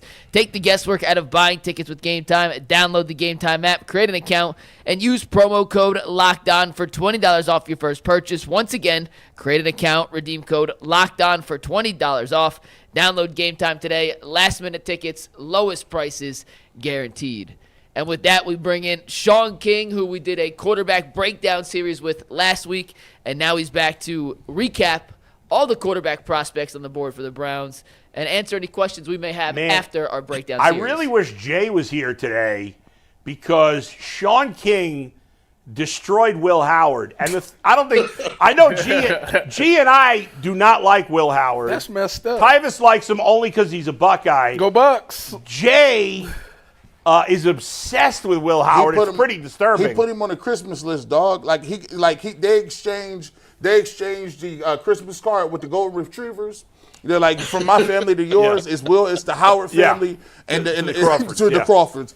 And Shaun King basically said he's a poor man's Tim Tebow. I mean, that's basically what he said. That's wild. So. That's crazy. Well, here's the thing. You can't get emotional when you're evaluating prospects. You can't fall in love with who and what a guy is. You have to believe in who they are going to be, right? And when you look at Will Howard, if you look at his Kansas State film, I mean, it looks like I didn't say Tim Tebow, but it looks like Tim Tebow. Look at that. Now you put it. Tim Tebow. Now you put him on the Ohio State roster, and they got the best roster in college football. I thought he managed the game at a high level at times. But as he projects to an NFL franchise, I mean, I'm just a guy. If I go to the car lot and I got the resources, I like to get a high-end vehicle. So when I pull up to pick the kids up from school, everybody's like, "What's that?" Like, you're not buying that kind of vehicle with Will Howard. Like, so And I guess I call it buyer's remorse. And this is going to segue into the conversation about what the Browns should do at 2 and my evaluations of the quarterback position leading into this draft. Well, listen. What I need you to do is, because I'm a car guy, I like cars. I need you to compare each one of these guys to a car, so I could get my right. Like if I go to the car lot and you selling me this, I need you to sell me on what the name brand is, because I can understand that. So is Will Howard like a Pinto or a Hyundai or something? No, man. Come on, man. No. Pinto. I mean, Will Howard's like a deuce in the quarter.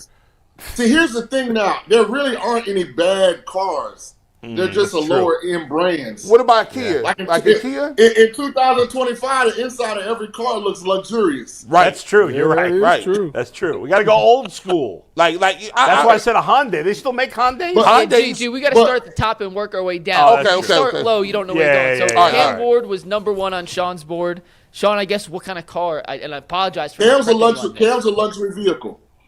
Cam's a Maserati. So Sean, so what you saying, Sean, is if you was the Browns, you would try to trade up to 1 to get Cam Ward? I would not give up the assets and resources it would take to get the 1, but it's not because I don't think Cam Ward is deserving of it. I'll get to why in a second. But as we evaluate Cam Ward, he's elevated 3 different programs. Let's just start right there. Every school he went to got better with him as quarterback. And I think that's very, very, very important, because you're more than likely, if you're a top 5 pick, going to be going to an unfinished roster, a team coming off of a down season. Now, what separates him from the other guys is he has elite traits, guys. He walks in the National Football League with a top half of the league arm. Like, his arm talent, his ability to put velocity with location on his throws is elite. I'm talking right up there with the P. Mahomeses, with the Josh Allens. Well, I mean, he has it. He has improvisational skills that are elite. The only thing I question about him sometimes is he seems to think it's too easy. And there are lapses that happen, throws that are missed at times, not because he doesn't have the talent, just because, as you see in this video, see how he's falling away from some of these throws and there's no pass rush? Every now and then he'll do that in the game unnecessarily and it'll be an incompletion. But he's also showing you that even without great pass protection, I can make all the throws. He would have been, in my opinion, the second best quarterback in last year's draft behind only Jaden Daniels. Wow. See how they came up when they watched that film. Now, a lot of people are saying he under Michael Penix. I said, under no circumstances he under Penix. That's crazy. Yeah, he's better than Penix, and he doesn't have Penix's injury history. So he's a Maserati. Yeah. He's a Maserati. Yeah, So Cam Ward's the real deal. To answer your question about the Browns trading up, there are a couple other Rolls-Royce caliber prospects that are going to be available at 2. So you don't have to be in the Mozzie to turn heads. If you show up in the Cullinan, or you show up in the Wraith, just as many people gonna look over there and be like, okay, I see you, big dog. They pull up in the Wraith. I'm stopping traffic, but and I'm getting out. I see you, baby. Those are not quarterbacks, though, Sean, are they? But here's the Browns' problem. Shedeur Sanders, in my opinion, is a Cadillac. I mean, nobody's going to be like, what you driving, but nobody's going to be like, oh, damn, I was waiting for something bigger. I wanted something bigger, dog. I wanted the Lambo truck. I love a Cadillac. That's because you a Tyler Shuck person. No That's Lambo why. truck for Shedeur. The No, and so this is what good teams view the draft as. The draft is an opportunity to acquire elite assets. Abdul Carter and Travis Hunter are elite assets.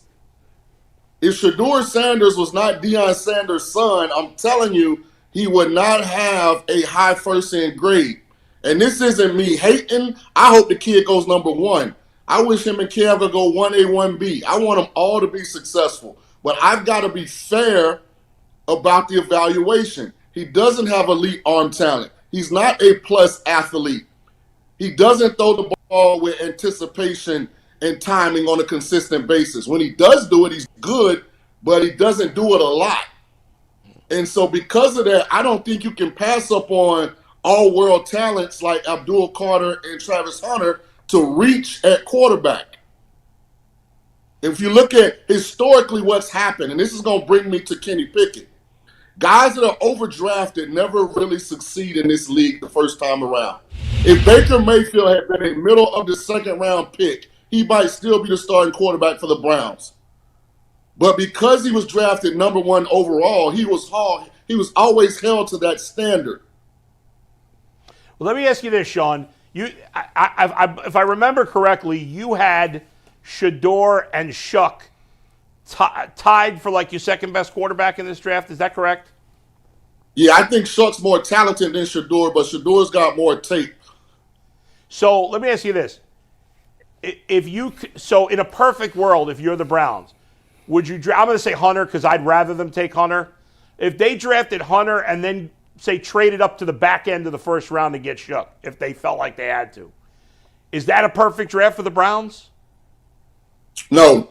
Okay, what's because of what you got to give up. Because when you trade back into the first round, see, everything has a cost, right? You know, why doesn't G. Bush have 2 Rolls Royces? Because there's a cost attached with buying a Rolls Royce, right? So if you're talking about moving back into the first round, what are you giving up? Are you giving up a 1 next year? Are you giving up 2 2s the next 2 years? Like, you don't just get to move up and it not cost you something. So I say that to say this. When you overdraft a quarterback, they very rarely live up to the expectations. But a lot of those guys do much better their second opportunity at starting in this league, i.e. a Baker Mayfield, i.e. a Sam Darnold, even though it wasn't his second time, but it was a future opportunity after he had failed because the Jets overdrafted him. So now we get to Kenny Pickett. Kenny Pickett should not have been a first-round pick, in my opinion. You know, he only was in college because of COVID. He was like that first wave of guys that got an extra year because of the COVID season. And now that he's gotten to go to Philly, learn behind Jalen Hurts and with Sirianni and Kellen Moore, now he's coming back to Cleveland. Here's my theory with these guys. Take a wait-and-see approach. Don't have expectations, just wait and see. A lot of people gave up on Drew Brees, remember, when he did not beat out Phillip Rivers with the Chargers. He went to the Saints, reinvented himself. A lot of people in Cleveland gave up on Baker Mayfield. He didn't work in Carolina, but in Tampa, reinvented himself. So I'm not putting that expectation on Pickett, but I'm saying it's definitely a wait-and-see approach if I'm a Cleveland fan. What you mean by that? So you comfortable with a quarterback that wear gloves? Well, I mean, you look, Josh Allen wears gloves. On both Lamar hands? Jackson wears gloves. Yeah, sometimes they do. Teddy Bridgewater wore gloves. I'm trying to like it's really a comfort thing more than anything. And you got to remember they're specializing these gloves these days. So it's not like the gloves me and you thinking about. Like you put your isotoners on and like, you know, how can somebody throw a football with these? Like these are specialized gloves. No, Sean, I don't trust quarterbacks that wear gloves. You are old enough. You was wearing Newmans back in the day. You know what Newmans is. Oh, I didn't. Absolutely. I come from the sticks. I got it from the mud. Like, listen, that's why I don't trust any of the receivers is making these one-handed grabs. You know, the ball 6 inches off the ground. Man, they got illegal adhesives on these new receiver gloves, man. So I'm with you when you're right, baby. All I'm saying is I'm trying to prepare the Cleveland fan base, like I always am, to do the right thing on draft day. And that's not bypass a generational talent like Abdul Carter or Travis Hunter. That's also not to give up a bunch of future assets to move back into the first round. Just sit tight. They still need an O-line enhancement, even though they acquired some guys in free agency. I don't think any of those guys are game changers. They still need elite talent at running back.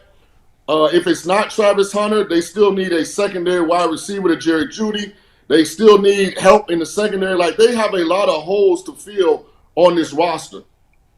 Shaun, we know that you are a big advocate for Jameis Winston, and obviously he's gone to the New York Giants with Malik Neighbors, and I'm sure you think he's going to do great there. It's his guy. Make me laugh. Now, Shaun, you say you got to leave emotions out of it, but you get emotional about Jameis. You did? No, I don't. Yeah. Oh, I don't even think Jameis. I don't think Jameis is going to do well in New York. To be honest, I really don't. Why? So you like the more in Cleveland? Yeah, I think it's a very similar situation. And you got to understand now, when you look at the Cleveland opportunity, that wasn't first game of the year Cleveland anticipated making the playoffs Cleveland that he took over. He took over. We traded Amari Cooper. We already knew that Nick Chubb wasn't what he used to be. Half the offensive line was hurt. I mean, this was mid to late season Cleveland where they threw the flag in. The problem with New York is they got a lame duck head coach and GM and not a lot of weaponry around him. In a division with Dak Prescott, Jaden Daniels, and Jalen Hurts on teams that are better. Like, what I don't understand is why my fraternity brother in y'all's division cannot just listen to what I'm advising. And I'm talking my guy Mike Tomlin and the Pittsburgh Steelers. They cannot evaluate the quarterback position. Jameis Winston was a perfect fit for an offense with DK Metcalf and George Pickens. And before anybody gets in my DMs and has some little sarcastic, response for me, listen to Pittsburgh's quarterback position since Ben Roethlisberger left. It's been terrible. Landry Jones, Mitchell Trubisky, Mason Rudolph, Kenny Pickett, Russell Wilson. But it was Duck Dodgers, Duck Rogers, Duck Hodges. Yeah. Hey, right. So I mean, so anybody that wants to get in my DMs, if you can't tell me that's an apple tree and I go bite into it and it tastes like, sour grapes or something, like, come on, man, it is what it is, right? And as great of a coach as Mike Tomlin is, they stink at evaluating the quarterback position. Well, that's why I'm disregarding your Kenny Pickett pick. I'm going to move right along like that never happened. Because he was on 2 lists. I don't like that list. I don't like that list. I don't like the Aaron Rodgers list. I said wait and see, G. Bush. I said take a wait and see approach. Hey, Shaun, what do you have to say about Jalen Milroe? I see he's some guy that people think that Browns could take in the second round. What do you think of his game? Is it going to translate to the NFL? What you think? Absolutely not. Not as a full-time quarterback. No. I knew his face. I see the way his face is. Absolutely. I told y'all he was going to say that. Y'all don't listen when me and Shaun talk on the regular. Why you don't like Jalen Milroe?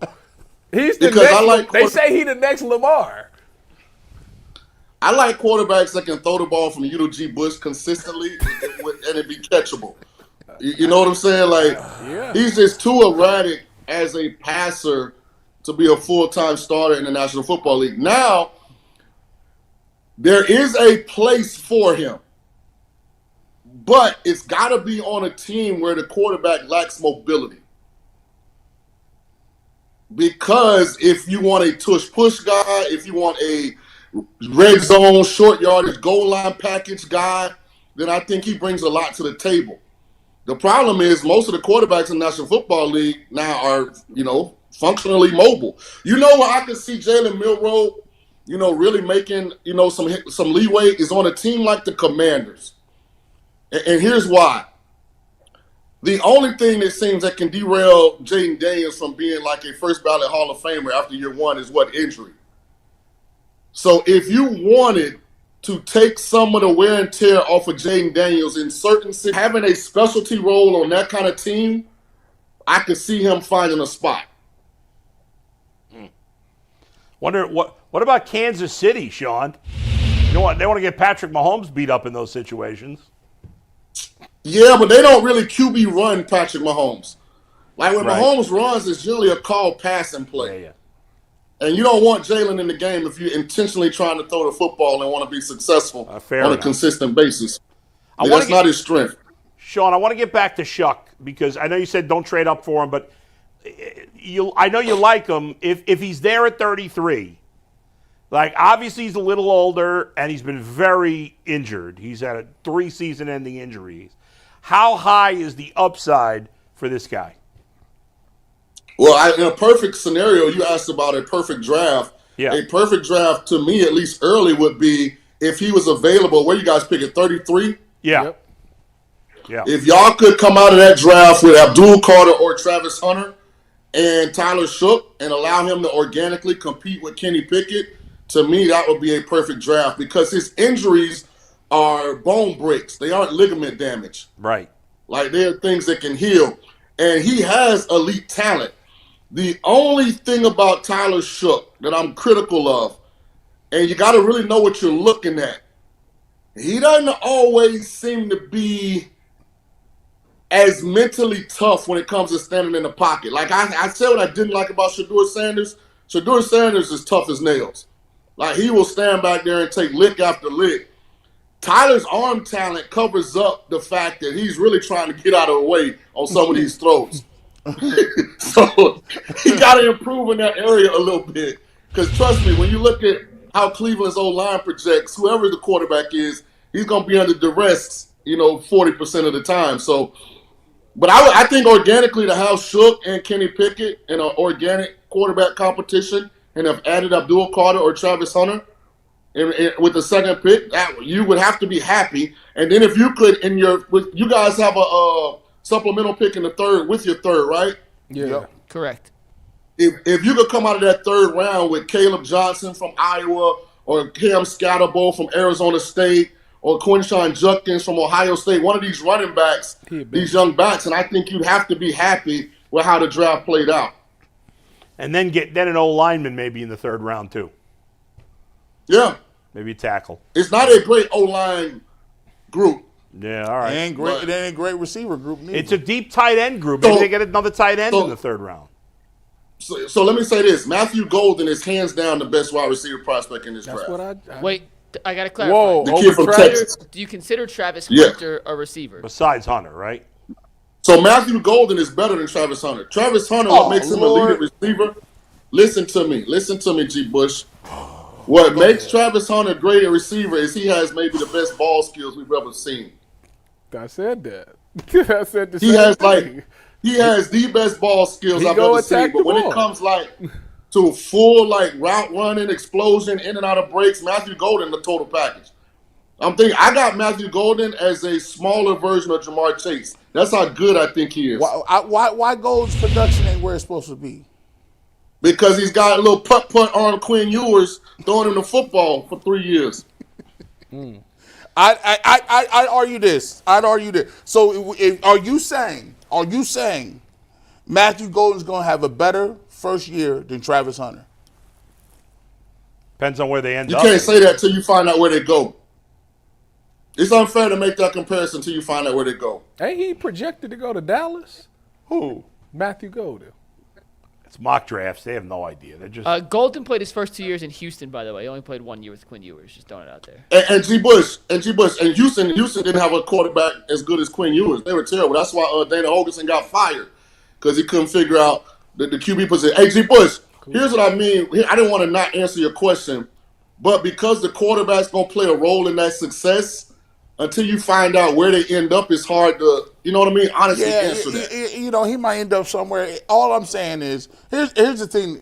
If you get somebody that works Travis Hunter the correct way, Travis Hunter can be super dynamic day one. But you got to have the right coach. Do you view Travis Hunter as a day one two-way player full-time in the NFL? Now listen, with his I see him. I see him starting as my nickel or wherever I need on third down. He's my third down dude there, and I see him playing maybe on second and third down at receiver. So here's my eval of Travis Hunter. When he got to Jackson State, people said, no way you can play full-time both ways. He did it.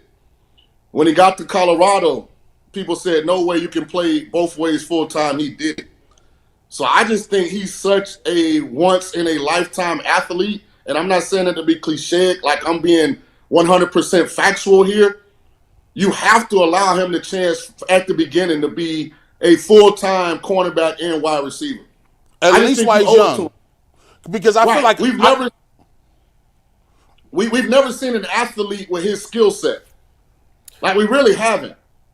A receiver that has those kind of ball skills is willing to tackle, and a cornerback that can cover like that also has ball skills and route running ability. Like, we've never seen it combined in one. And he don't drink, he don't smoke, he lives, eats, sleeps football. All he does is play video games in his free time. So, I mean, he's going to play full-time both ways. And just because of that, I think there's some, I guess, wait and see you got to take with Travis. I mean, to see Kenny really do it from the physical wear and tear, like just the collision side of it. Do you think that if he does decide to play both sides of the ball, that it will shorten his career? Probably. Let me ask you from a different angle. Is he capable? Is he capable of being the first offensive and defensive rookie of the year in the same season? Yes. Yeah. And if he could do that and his career is shorter, does it matter? Yes. No. I'm using him up. I'm using him up them first 5 years. Yes, it does. I'm using his reps. If you're Travis Hunter, would you rather have 7 legendary years or 7 very good years and then 3 so-so years? Depending on what legendary. Depending on what I'm trying to accomplish. Give me the Bo Jackson years. Everybody said nobody could do it in baseball, and now Shohei Ohtani's one of the greatest players of all time and is the best player of our generation. Yep. I know it's a more physical sport, but you know what's interesting about Travis Hunter? He's almost got exposure fatigue. yeah, We've seen him too much. I think you're right. Sean. Right. We've seen him so much. Guess what? Nobody's talking about that he won the damn Heisman. As a defensive player, as something we ain't seen. And think about it, Shaun. It wasn't like Charles Woodson played a couple snaps. Champ Bailey was playing a couple snaps. This man was lining up like no. We've never seen it. We've never seen it, G. Bush. If the Browns draft him, I hope they give him a chance. He was the best cornerback in college football, and he caught 94 passes on offense. Shaun, I'm a D lineman. Anytime here's how I know a corner is good. When they get in that technique and they be bailing really quick and they ain't even playing man, he off coverage bailing and he's still jumping routes. How do you jump routes in the deep third? Like, I'm like, bro, he baited a dude and was like, yeah, I see you in the flat, I see you. I'm breaking on the ball. I'm like, bro, how does he know he's throwing that? He's in no man's land right there. I ain't never seen nobody jump that. Great instincts, right? You're talking about a guy that had one bad game in his entire college career, and that was against Stanford. Yeah, the dude from Stanford gonna make some money off that. He was easy. Yeah, that's the only bad game we've seen him have. Like, Shaun. So you're gonna pass up that to reach a quarterback? I don't know if you can do that. You see what I'm saying? Yeah, Shaun, great insight, man. We appreciate it. As always, bro. We'll talk to you again soon. All right, I love you guys, man. Love Enjoy your summer. The weather's finally getting right. And keep a shirt on the beach, fellas. All right, man. Keep a shirt. Hey, hold on. I got one last thing. I ain't taking my shirt off. For yourself, Shaun. One last thing, Shaun. Okay, Shaun, you trying to say Tyvus is getting fat? What are you saying? we was talking about cars. We was talking trying to sneak that in. We was talking about cars the whole time. Yeah. I had to get this. That was dirty. What is the most expensive whip that you ever had while you was playing in the league? What's the most expensive thing? The car. Ooh. So me and Booger McFarland were the first 2 guys to have an S500 in the state of Florida. Damn. And we were dumb back then, so we bought them brand new. That's the last brand new car I ever bought. Now I bought all my vehicles certified used, 4,000 under miles, baby. Hey, I salute you, man. Appreciate it. Thanks, Shaun. That is Shaun. Appreciate Love, you, Shaun. fellas. Yeah. It's hard not to Shaun King. It's hard not to hear Shaun there and say, well, maybe Hunter and then Shuck at 33 makes some sense, right? Hey, man, when people start doing that, bull, it just, you be like, man, maybe so. He said that Matthew Golden could be a mini Jamar Chase. Man, look.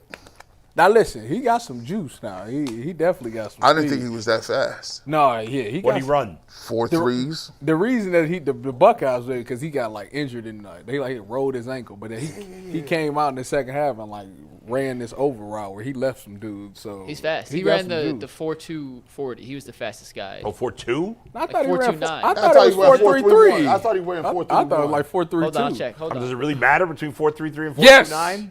Yes. Yes. One said you gonna tell somebody I ran a 4.2. He ran a 4.2940. 4.29 was his official combine 40. Yeah, don't question. Shout out to Restrepo. I still want Xavier. I want Restrepo, but he did run a 4.7 yesterday. Oh, the dude from Miami. Don't question me as if Mike's never made a mistake. I know. I'd make them all the time. All right, last thing we got to get to real quick. Yeah. If you don't follow UCSS online, on socials, on Twitter, Instagram, we also have a TikTok account now. It's at Ultimate Cleveland Sports Show. Give us a follow. We appreciate you from 11 to 1 every day. You get some extra content on social media throughout the rest of the day. There was another rumor going around that we have to address real quick when it comes to the Cleveland Browns, and we've gotten some clarity since the show started on this rumor. Steve, you want to take tag board here, full. But Doug Rush, who covers the Giants, and Marshall Green, another guy who covers the Giants, tweeted out this picture with this quote yesterday. It made its way around social media. Dion Sanders, the head coach at Colorado, was at the ProMac conference last week where he was asked where he thinks his son, Shedeur, will be drafted, where he wants to go. Dion said, quote, "Let's hope it's New York." Now, that made its way around social media. Now, within the last hour, since UCSS started today, Dion has addressed said quote. Dion responded to it on Instagram. I know it's small, but you can see Dion commented on a post saying, quote, "This is a lie. We're thankful for whatever God chooses for them." So we want to debunk the rumor. Yeah, there was no audio of him actually saying that. I don't understand. Lies. I don't understand why people do stupid stuff like that, but there's so many stupid things going on in this country right now. It's easy. I get attention and some clicks. Yeah. Anyway, so it's not true. End of conversation.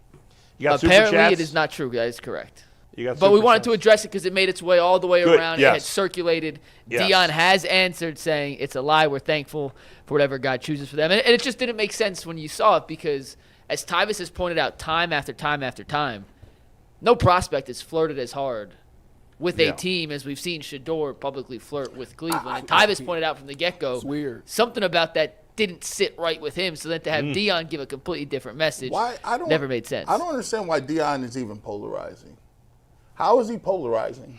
What? Like he's not. It's like they be making up like it's polarizing. Like people are almost. There's some people that are making it seem like he's a what's his name? Ball. I don't know. I forgot the dad's name. LeVar lost his foot, by the way. What's that? Yeah, he had his foot amputated. Yeah. Why, does he have diabetes? Yep. Ooh. Type 2 diabetes. Take care of yourself out there, man. But like that guy was a lunatic. Dion's not a lunatic. No one thought LeVar Ball was a lunatic. I thought he was a lunatic. He actually was factual on everything he said. Oh, that is not true whatsoever. His three sons. Did he say his sons were better than LeBron or something? I mean, his three sons. You gotta think about it. Yeah. The dude predicted two. He got two. I hear you. To me, he made it all about him. That's wild that you could, here's the thing. It was a father proud of his son. I thought it went too far. Hey, listen, I'm sure you got 6 dads on your baseball team that's crazy. They're lunatics. Of course I do. But they just don't put the camera in front of their face. I don't put up with that nonsense. I mean, speaking of which, I find out my Little League rosters tonight. It is about that time. It's a big night. Did y'all win it all last year? We won the fall ball championship. Not he was little. The team was stacked. You had 2 teams though. His team was stacked. Fall ball, I had 2 teams. Yes. Did they both win? 4th and 5th grade team and a 6th and 7th grade team. My 6th and 7th grade team won the championship. My 4th and 5th grade team lost in the championship. Okay, that's what it was. Stacked. And if I before and last year was where you went from potentially being fired to be a coach of the year. Yeah, there you go. He wasn't recruiting. He had that NIL money. Bull started the season off. They was going to fire. I was spending NIL the unis was fire. I'm like, dang, Bull. In fact, I saw my best player. You should call your team the Cucumbers. The Cucumbers. Yeah. By the way, speaking of which, apparently Keanu Reeves is like the nicest guy on the planet. He apparently gives a huge amount of money from the money he's made in his career to charities for homeless people, charities for hungry kids. Good for him. I saw this documentary on him. It's amazing. He is, and you don't really hear much about it. I mean, he did the movie Hardball. He did what? He did the movie Hardball, right? Yeah, you're right. That's why I brought him up. Yeah. But like he is, you look at his wife. She's just like a normal-looking woman. It's not like some crazy supermodel. A lot of people that get married, their wife is just a normal-looking person. Usually, famous people, you expect them to have like. No, they usually get a normal-looking one. Trust me. I don't know. You see, like the Belichick situation. How embarrassing is it? Shake that man's hand. Nah, that's embarrassing. It's disgusting. It's really gross. How old? She's like 20-something. He's Hugh Hefner. 70s. It's gross. There's no way she really likes him. Give me a break. Love is blind. She loves his mind. She loves his money. he loves her brain. It's just so gross. The two of them together are gross. It's just disgusting. Hey, man. Speaking of which, to my Howard Stern people out there, when I see Ronnie the limo driver and his wife, I'm like, ugh, gross. Some people, if we go back and watch, what's her name, Kendra, that was she was with the three people that was dating Hugh Hefner. Yeah, right. Like she basically was like, she can't watch it anymore. She's like, dude, what was I doing? Yeah, I was literally like. Yeah, you get a little, when you get be about 40, you get that realization like, damn, I was tripping. And by the way, if you're a guy in your like 60s and 70s, like you shouldn't be having kids. It's not fair to the kid. It's not cool. Robert De Niro, I love Robert De Niro. He's got like a little kid. Billy Joel's got a little kid. I love those guys. Al Pacino just did that, didn't he? What's that? No, Al Pacino just did. Did he have a kid too? I feel like he did. Come on, you're gonna die. I guess people could say that about me because I'm fat. Maybe that's not fair to me to have a kid. All right, let's get to super chats, guys. Train. Go ahead. Listen, I wasn't trying to end it on that. No, it's fine. Go ahead. Give us super chats. Salvatore the 216 sent two. I'm going to read them together because they're kind of together. Salvatore says, Darius Garland is the steering wheel, Mobley is the engine, but Donovan is the car key. It doesn't matter how great Mobley is unless our guards are elite in the playoffs. Facts. I got to tell you, I am so done with the Cavs till the playoffs. Hey, they play tonight. You are true. You are like the Cavs got to a point where they were so good they were boring. Like it was just like and trust me, the second the playoffs start, I'm like, can't wait. Yeah. But these last 10 games, I'm gonna watch it because we got to. But I don't give a crap. Well, it's the downside of being so far ahead of everyone. They have been dragging. They play tonight at 10 o'clock. So yeah, they got I'm not watching Portland tonight. Forget that. Next one from Salvatore, he says, has Kenny done more to alter the perception that the Cavs are soft or made it worse? Some are saying we've lost our moxie because of the power of friendship. What? The power of friendship's like the Cavs. I hate that. I hate that motto. I wish I'd never heard it. I hate it. What is this, Saturday morning cartoons here? What the hell's happening? Tyvus, like you might. They all should wear bandanas. In football locker rooms, you might have had to run for that. Yeah, you're right. Like they might have made you run for that. Like get on the line. Next up, Brett Watson says Gabe Arias will hit 25 homers this year and will surprise with the glove at second. He's out to lunch. This is. I hope he's right. I'm not buying that. That is one of the. If that does happen, it's going to be good. Home runs. That blind optimism right there is. I love it. I love the blind optimism. All right, two from Brody's bottom line. First one, he says, G. Bush, nobody's scared of Boz. Of what? B-O-S? Boston. Oh, Boston. Boz. I thought he was talking about the dude from the break. My bad. Nobody's scared of Boston. I mean, no, we don't have like. I slept like crap last night. That's my bad. We don't have to be. I guess we can question you on that one, Mike. That was bad. Yeah. All right. Brody also says, I love you guys, but I can't take Shaun King serious. He said LaMelo Ball is better than Darius Garland, which will go down as one of the worst takes in the history of the show. I mean, LaMelo. Did he say that or are you saying that?